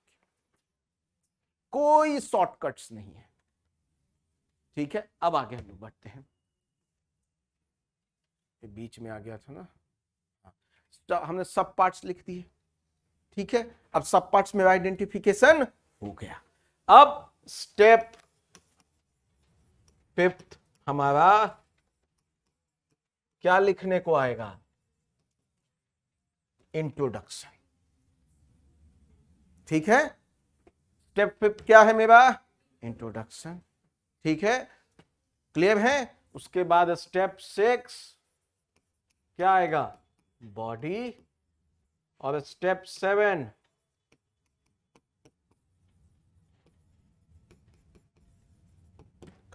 याद रखोगे, हमें अपने पूरा आंसर कितने पार्ट स्टेप में लिखने हैं, 7। कितने पार्ट में, 7। अब मैं एक एक करके यहां पे डील करूंगा। ठीक है, इंट्रो में जाऊंगा तो उसकी कितने डायमेंशन हो सकते हैं, क्या वेरिएशन हो सकता है। ठीक है, फिर बॉडी में आएंगे तो फिर बॉडी में बात करेंगे, पैराग्राफ वर्सेस पॉइंट्स क्या करना है। ठीक है, आज समय थोड़ा अपने पास कम होगा, लेकिन मैं ये सब बात आपको एक ब्रीफ कर दूंगा। प्रैक्टिस हम लोग अगेन नेक्स्ट क्लास में करेंगे। ठीक है, कल मैं नेक्स्ट क्लास आप लोग का रखूंगा, और हम चाहते हैं कि अगला 2-3 दिन आपको आज से ही तैयार कर दें, सो दैट कि आपसे अब जो भी आज आपसे आंसर आए, क्वेश्चन आए, आपके दिमाग में चलता रहे, कि ये नहीं कि देखियो अब लिखना स्टार्ट कर दिया, ताकि अगला 8-9 महीने हम लोग पूरा क्या कर सकें, दम लगा सकें। और इतना हम प्रैक्टिस करेंगे, कम से कम 200 क्वेश्चन प्रैक्टिस करेंगे। आपको 15 में ही देखिए, आप लोग को लगा कि नहीं नहीं अभी मेरे को तो आ रहा है, सोचिए 200 में क्या हालात हो। ठीक है, चलिए अब हम लोग आते हैं इंट्रोडक्शन पे।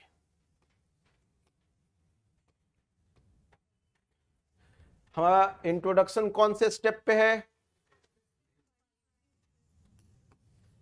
स्टेप 5।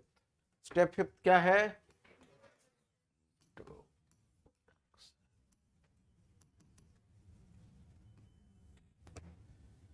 इंट्रोडक्शन लिखते वक्त कभी इंट्रोडक्शन वर्ड नहीं लिखेंगे। क्या समझ में आया, इंट्रोडक्शन लिखते वक्त ये वर्ड हम यूज नहीं करेंगे। हम कहां से स्टार्ट करेंगे, किससे, सेंट्रल थीम से। तो जो मेरा सेंट्रल थीम है, मैं उससे एग्जामिनर को बताऊंगा कि सर मैं आपका क्वेश्चन समझ गया। लेकिन वहां भी तो एक तो हो गया क्या, इंट्रोडक्शन के अंदर भी, कि जो मेरा सेंट्रल पिलर है या थीम है, सेंट्रल पिलर है या थीम है, इसको ही मैं क्या कर दूं,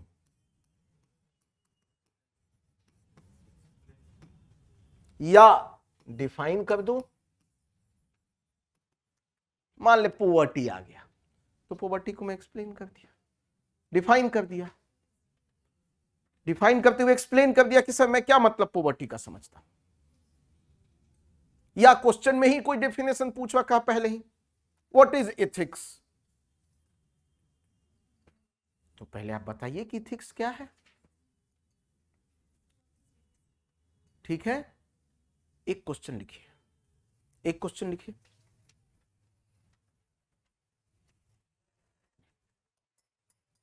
हाँ, मैं आऊंगा यस पे, यस नो कैसे बताएंगे वो अभी आएंगे हम लोग। ठीक है, इसी में क्वेश्चन जो आपके क्वेश्चन पेपर दिया है ना, उसमें एक क्वेश्चन लिख लीजिए, एक जगह रहेगा आपके पास, एक क्वेश्चन लिखिए।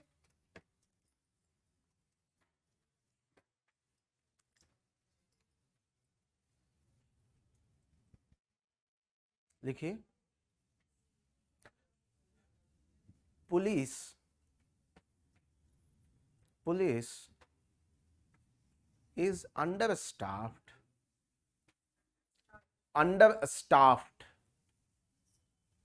मतलब understaffed and overburdened.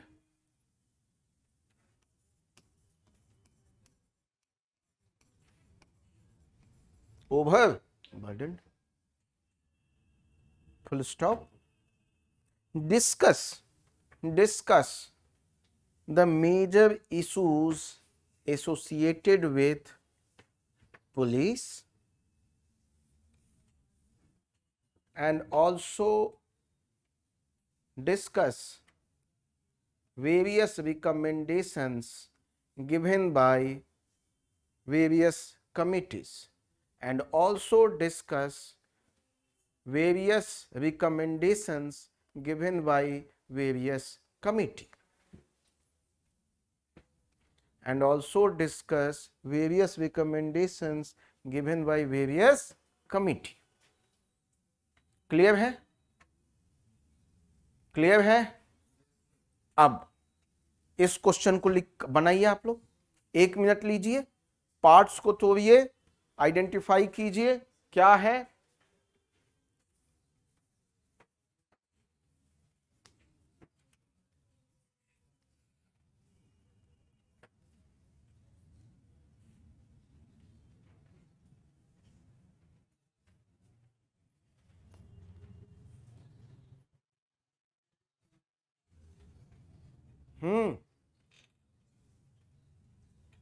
किसी को क्वेश्चन अभी भी नहीं पूरा किया है क्या? हाँ, क्वेश्चन नहीं लिखा गया, चलिए लीजिए 1 मिनट, पार्ट्स में तोड़िए, पार्ट्स में तोड़ो, ब्रेक करो और फिर मुझे बताओ कि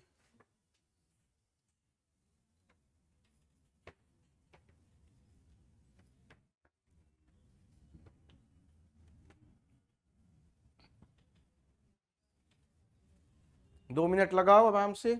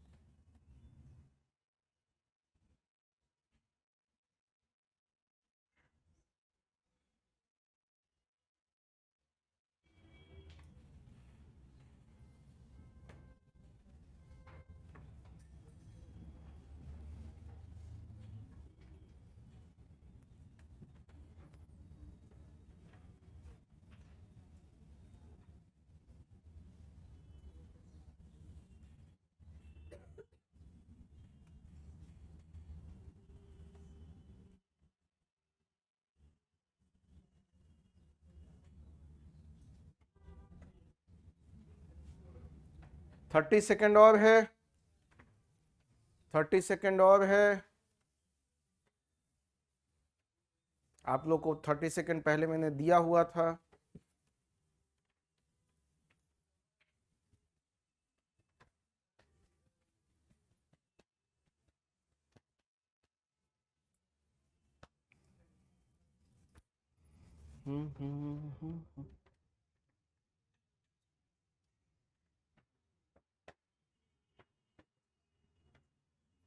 चलिए कर लिया। तो क्या क्या था क्वेश्चन में, मान ले हम लोग इसको आगे बढ़े तो क्वेश्चन था, बताइए पहला थीम क्या है अपना, पिलर क्या है, उसके बाद क्वेश्चन में क्या था, police under staff, police over, आगे क्या था, मेजर इश्यूज, चौथा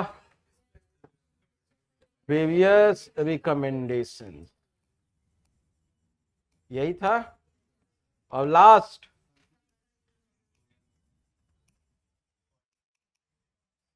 यही था। अब हम लोग इन सब पे बात नहीं करेंगे, हम लोग बस अपना इंट्रोडक्शन पे हाँ बात करेंगे। अब इसका इंट्रोडक्शन कैसे लिखोगे, हाँ बताओ, एनीवन?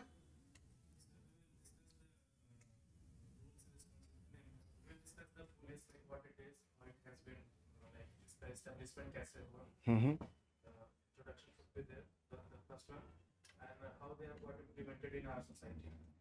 अच्छा, और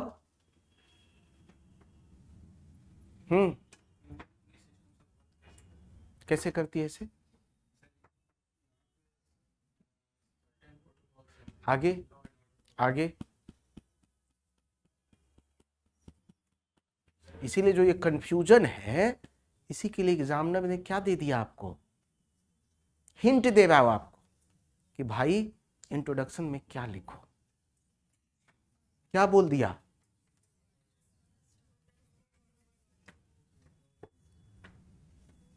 तो हमें इसी को क्या एविडेंस देना है, हमारा क्या हो गया, इंट्रोडक्शन। मैं ये बता दूं एग्जामिनर को कि पुलिस कैसे अंडरस्टाफ्ड है, पुलिस कैसे ओवरबर्डन्ड है, तो मेरा इंट्रो हो गया, मैंने समझा दिया एग्जामिनर को कि सर आपका क्वेश्चन मैं समझ गया। अब आप कहोगे कि सर एविडेंस कैसे दूं, ये क्वेश्चन बहुत है लाजमी, ठीक है, अंडरस्टाफ्ड, तो कहीं से मैं ये फैक्ट बता दूं कि हमारे 1 लाख पॉपुलेशन पे कितनी पुलिस है, और वेस्टर्न नेशन में या डेवलप्ड नेशन में 1 लाख पे कितनी पुलिस है। यदि ये मैंने कहीं से डेटा ले आया तो मेरा क्या हो गया, एविडेंस मिल गया। और ये एविडेंस कौन सी ऑर्गेनाइजेशन ने दिया है, वर्ल्ड बैंक ने दिया है, किसने दिया है, उसके साथ मैं वो भी लिख दूं तो एग्जामिनर उछल जाएगा कि अभी लड़के को तो एग्जैक्ट पता है। आप समझ में? अब आप लोग का क्वेश्चन आया कि सर उसके लिए अब डेटा रखना पड़ेगा क्या, हाँ, जब हम करंट अफेयर पढ़ रहे होंगे, करंट अफेयर देखेंगे तो उसमें बहुत सारी डेटा आएंगे, वो आपको लिखते रहना है, आपको ध्यान देते रहना है, ठीक है। अब दूसरा पॉइंट आता है कि सर मान ले मेरे पास डेटा नहीं है तो मैं क्या करूंगा, तो इसका मतलब है कि इसका 2 पार्ट हो सकते थे, एक क्वांटिटेटिव कि भाई आपके पास डेटा है, और एक कि डेटा नहीं है, तो मैं क्या करूं, क्या वो छोड़ दूं मैं वहां, वहां क्या बेसिक तरीका है, मैं ये लिख दूंगा the average number of policeman पर 1 lakh of population in India is much less than the number of policemen per 1 lakh of population in development। Examiner समझ गया कि इसको एग्जैक्ट नहीं आता था, बट फिर भी समझदार लड़का है, हमको समझा दिया कि ये मैं क्या बोलना चाहता। Are you getting my point? तो हम लिखेंगे प्रॉपर कि police is understaffed as it is evident from world bank report which states that data है तो डेटा दे दीजिए, और नहीं है तो बता दीजिए कि एवरेज नंबर ऑफ पुलिसमैन पर 1 lakh of population in India is much lower than the average number of policeman पर 1 lakh of population in developed world. Clear है, कोई डाउट? फिर दूसरा आता है पुलिस इज ओवरबर्डन। अब देखिए आपने शुरू में मान लिख दिया कि लॉ एंड ऑर्डर ये वो, अब यहां से आपको क्या होने लगेगा, रिपीटिशन। इसीलिए वो एग्जामिनर ने दिया है कि भाई यदि तुम समझ गए तो तुम इसी में काम चला दोगे। अब ओवरबर्डन हम कैसे बताएंगे, आप बताइए पुलिस ओवरबर्डन कैसे है। चलिए, नंबर ऑफ केसेस और आवरली वर्क, और देखो आगे इश्यूज भी पूछा हुआ है, तो मुझे अपने पॉइंट्स को ऐसे लेके चलना है कि मैं रिपीट ना करूं अननेसेसरी। बताइए,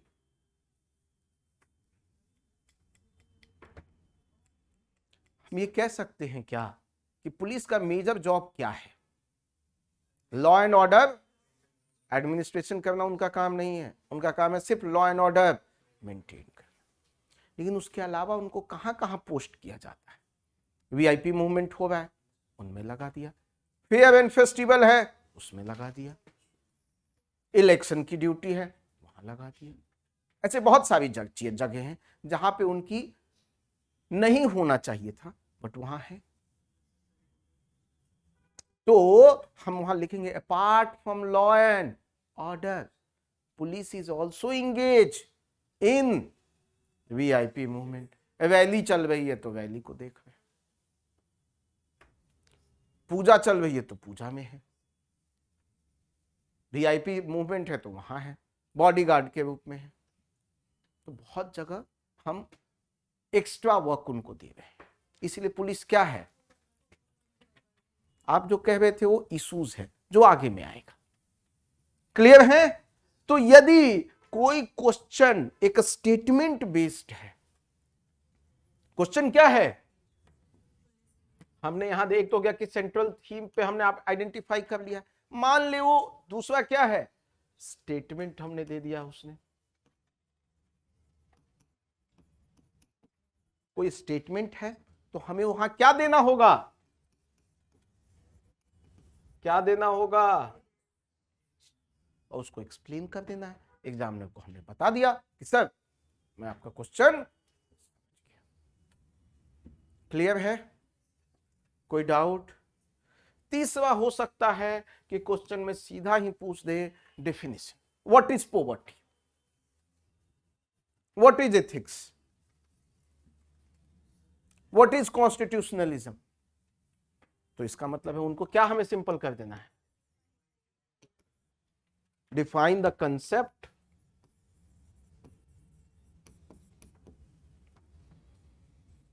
क्या कर देना है, डिफाइन। कोई डाउट यहां?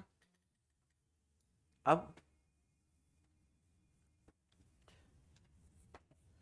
टाइम थोड़ा कम है बट 3 क्वेश्चन लिखिए प्लीज। अब देखिए क्वेश्चन स्टेटमेंट चेंज हो रहा है तो मेरा आंसर भी कैसे चेंज हो जाए, जबकि क्वेश्चन सेंट्रल थीम सेम है। ठीक है, अब मैं तीनों क्वेश्चन आपको लिखाता हूं, लिखिए।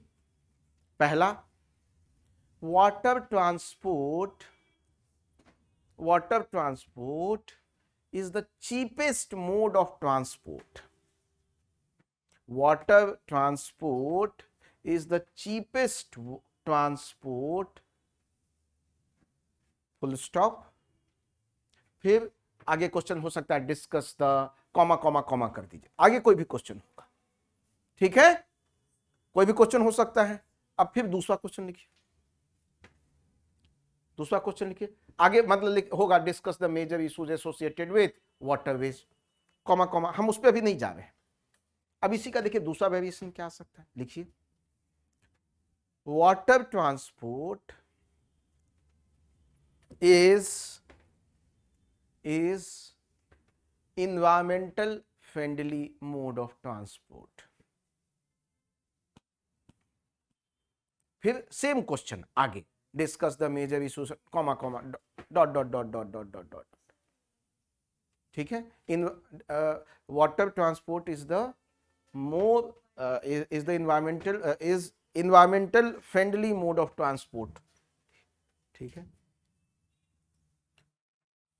क्लियर। फिर same dot dot, same question है आगे। ठीक है, तीसरा क्वेश्चन लिखिए,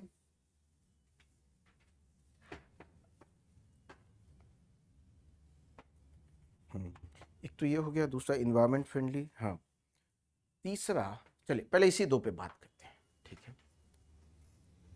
अब देखिए क्वेश्चन आगे सेम है, लेकिन पहला पार्ट क्या है, हम तो water transport, central theme water transport ही है दोनों में, लेकिन अब क्वेश्चन दोनों में अलग हो। तो अब अगेन हमको वो नहीं लिखना है जो हम जानते हैं, क्वेश्चन क्या पूछा हुआ है, पहले में क्या पूछ दिया, तो इसका मतलब क्या है, हम वाटर ट्रांसपोर्ट को मान ले डिफाइन भी कर दिए, बट हमें तो बताना होगा आगे कि कैसे है, तो उसके लिए आप क्या चाहिए, डेटा।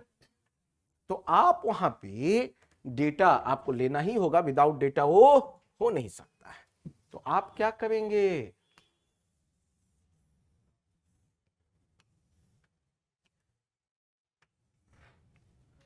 क्या है यहां पे, मान ले वाटर ट्रांसपोर्ट या रोडवेज, रेलवेज, एयरवेज, वाटरवेज, या तो इसके ऊपर डालिए या सबसे नीचे डालिए। यहां पे क्या डालेंगे, मोड ऑफ, यहां क्या डालेंगे, पर यूनिट कॉस्ट, 1 किलोमीटर चले तो कितना पैसा लगा, ठीक है। और इन चारों का हम क्या देंगे, डेटा। इससे ये पता चलेगा कि वाटरवेज का जो है पैसा सबसे कम लगता है। तो आपने क्या बना दिया, डायग्राम। तो एग्जामिनर को एकदम बड़ा मजा आ गया, लड़का एकदम अच्छे से प्रेजेंट। अब इसी को आप पैराग्राफ में लिखते तो पता थोड़ा आइडेंटिफाई करना मुश्किल हो जाता, लेकिन जब मैंने ऐसे दिखा दिया एकदम क्रिस्टल क्लियर दिख गया उसको। हमने काम एग्जामिनर का क्या किया, ऑलवेज ध्यान रखना हमें क्या आसान करना है, एग्जामिनर का काम आसान। कोई डाउट, डन। चलिए आगे बढ़ते हैं हम लोग। दूसरा, अब इसमें पार्ट क्या था, लेकिन दूसरा क्वेश्चन क्या है, इन्वायरमेंटल फ्रेंडली। तो क्या ये डेटा मैं लेके आऊंगा क्या, नहीं, मेरा क्वेश्चन चेंज हो गया, तो मेरा इंट्रो भी चेंज हो जाएगा। तो दूसरे में मान ले मेरे को क्या लाना होगा, इन्वायरमेंटल फ्रेंडली।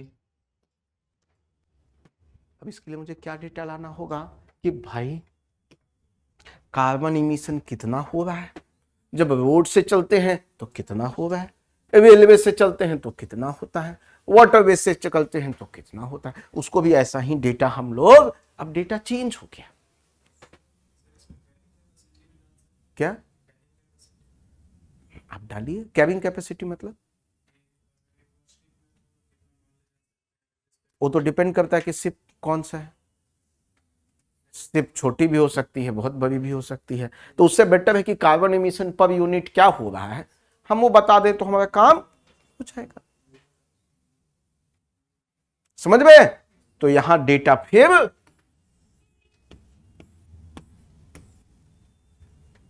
तो हमारा डेटा क्या हो गया, चेंज। ये बताना आपको मेरे लिए,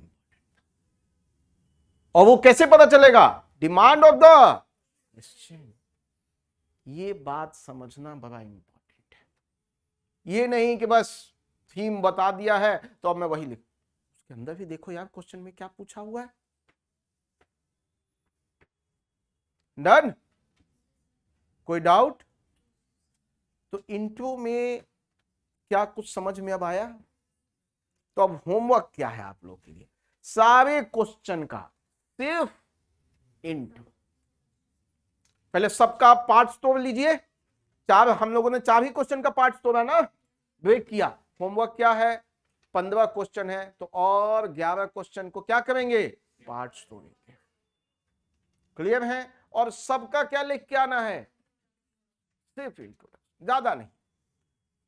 आए नहीं आए, नहीं भी आए तो नेट से देख लीजिएगा, क्योंकि बहुत सारी चीजें पढ़ाई नहीं हुई है आपकी, बट हमें समझाना है और आपको समझना है। डन? कोई डाउट नहीं? तो आज हम इंट्रो तक ही रहेंगे, बट अब बाकी क्वेश्चन सिंस आया है तो मैं उनको एक बार एक एक पार्ट को ले लेता हूं, जो जो क्वेश्चन पूछे गए। ठीक है, तो हमने क्या देखा, हमारा ये हो गया क्या, डिमांड ऑफ द क्वेश्चन, समझ गए हम लोग? पक्का? दूसरा, हाउ टू स्टार्ट, समझ गए?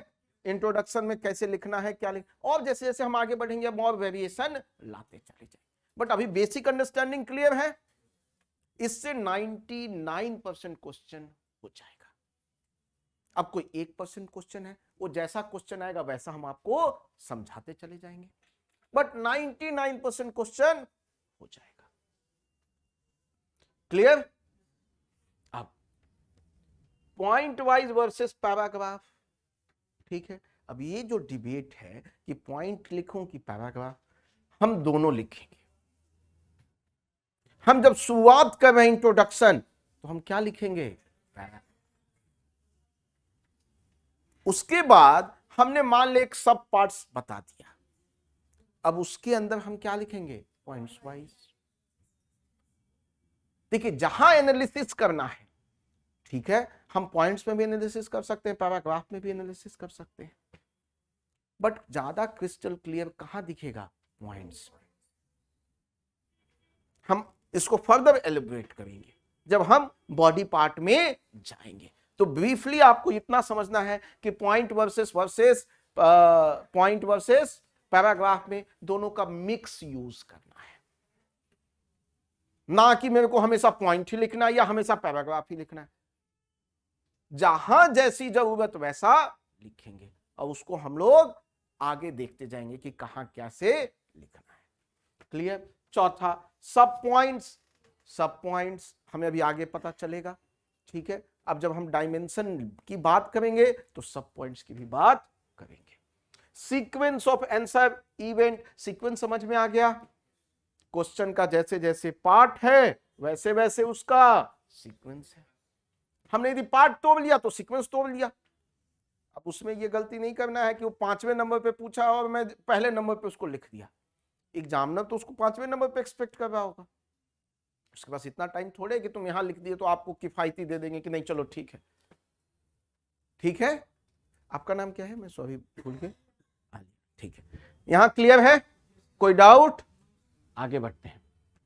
इनोवेशन अभी हमने एक देखा डायग्राम, वो अगेन जैसे जैसे क्वेश्चन पे हम बढ़ते जाएंगे हम इनोवेशन बताते चले जाएंगे। अभी बॉडी आएगा तो उसमें और टूल्स बताएंगे आपको, लेकिन ये ओवर अ पीरियड ऑफ 5 से 6 महीना ही आएगा। ये सबसे लास्ट वाला पार्ट है कि मुझे कंटेंट भी आ गया। अब सबसे बड़ी प्रॉब्लम होता है आंसर राइटिंग में कि बच्चे के पास कंटेंट ही, जैसे मैंने आपको इतना दे दिया, अब कंटेंट ही नहीं है। बहुत जगह कंटेंट नहीं होगा क्योंकि मैंने सब पार्ट से, पॉलिटी से भी दे दिया, इकोनॉमिक्स से भी दे दिया, इससे भी दे दिया, उससे भी दे दिया। अभी मेंस की भी और क्लासेस होगी आपकी, मेंस बेस्ड विगरस क्लास होगी आपकी, कम से कम 300 घंटा, 1-2 घंटा नहीं, ठीक है। तो उसमें हम लोग और अच्छे से करेंगे, बट बेस बन जाए भी, ठीक है।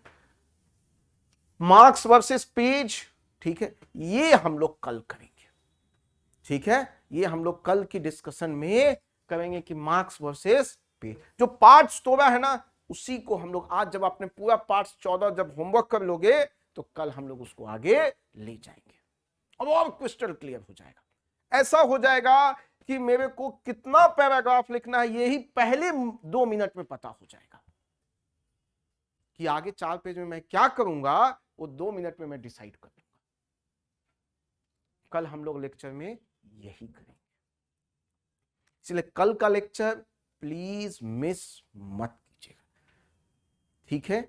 और जिन लोग छोड़ दिए हैं आज की क्लास उनको कहेगा कि आज की क्लास लेकर एक्सेस देख ले, तभी कल की क्लास समझ में आएगी। वरना आएगी क्या समझ में? अब बच्चों की ये भी प्रॉब्लम होती है और उसका सारा ठिकरा टीचर पे फोड़ते हैं। 2 दिन खुद नहीं आएंगे, फिर कहेंगे मुझे समझ में नहीं आ रहा है, टीचर खराब है। टीचर कभी खराब नहीं होता है, टीचर अपनी ओर से देता है, आप जाके उन चीजों को नहीं करते हैं।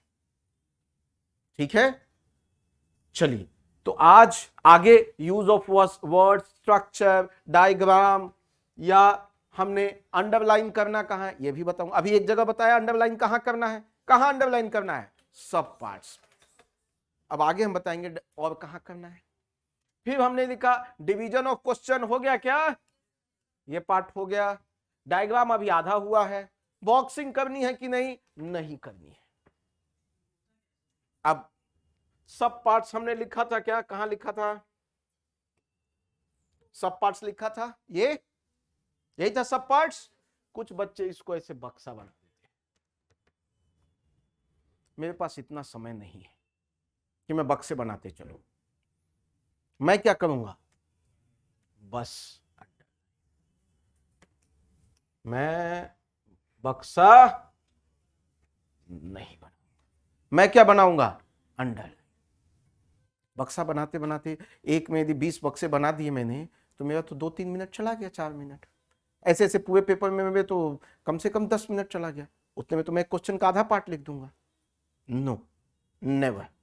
बक्सा कहां बनाना है, आपने कोई डायग्राम बनाया, ठीक है, कोई भी डायग्राम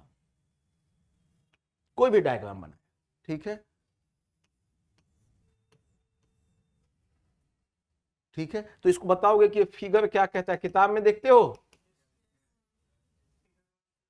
तो इसको बताइएगा क्या, और इसको क्या कीजिएगा, देखने में अच्छा लगेगा। यही इनोवेशन है। और बक्सा और डायग्राम हमेशा सेंटर ऑफ द पेज बनेगा। अब मान लिया आप कोई कंसेप्ट लिख रहे हैं, मैं देखता हूं साइड में डाल देते हैं, अरे वहीं बना दीजिए सामने, फिर उसके बाद लिखिए, वो हम बाद में आएंगे। क्लियर है, बक्सा को कंसेप्ट क्लियर है। बहुत लोगों का विचार है यहां मत कि नहीं बक्सा बनाना चाहिए, मेरा विचार नहीं है। ठीक है, आपको लगता है कि दूसरे के विचार से आप ज्यादा सहमत हैं तो आप कर सकते हैं।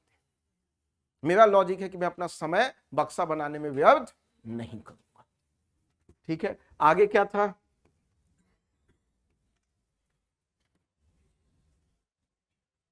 हाँ कंक्लूजन, ये हम अभी चल ही रहे हैं, हम लोग बाद में इसको करेंगे। तो कल क्लास में हम लोग दोबारा मिलते हैं और कल इस पे हम लोग काम करते हैं।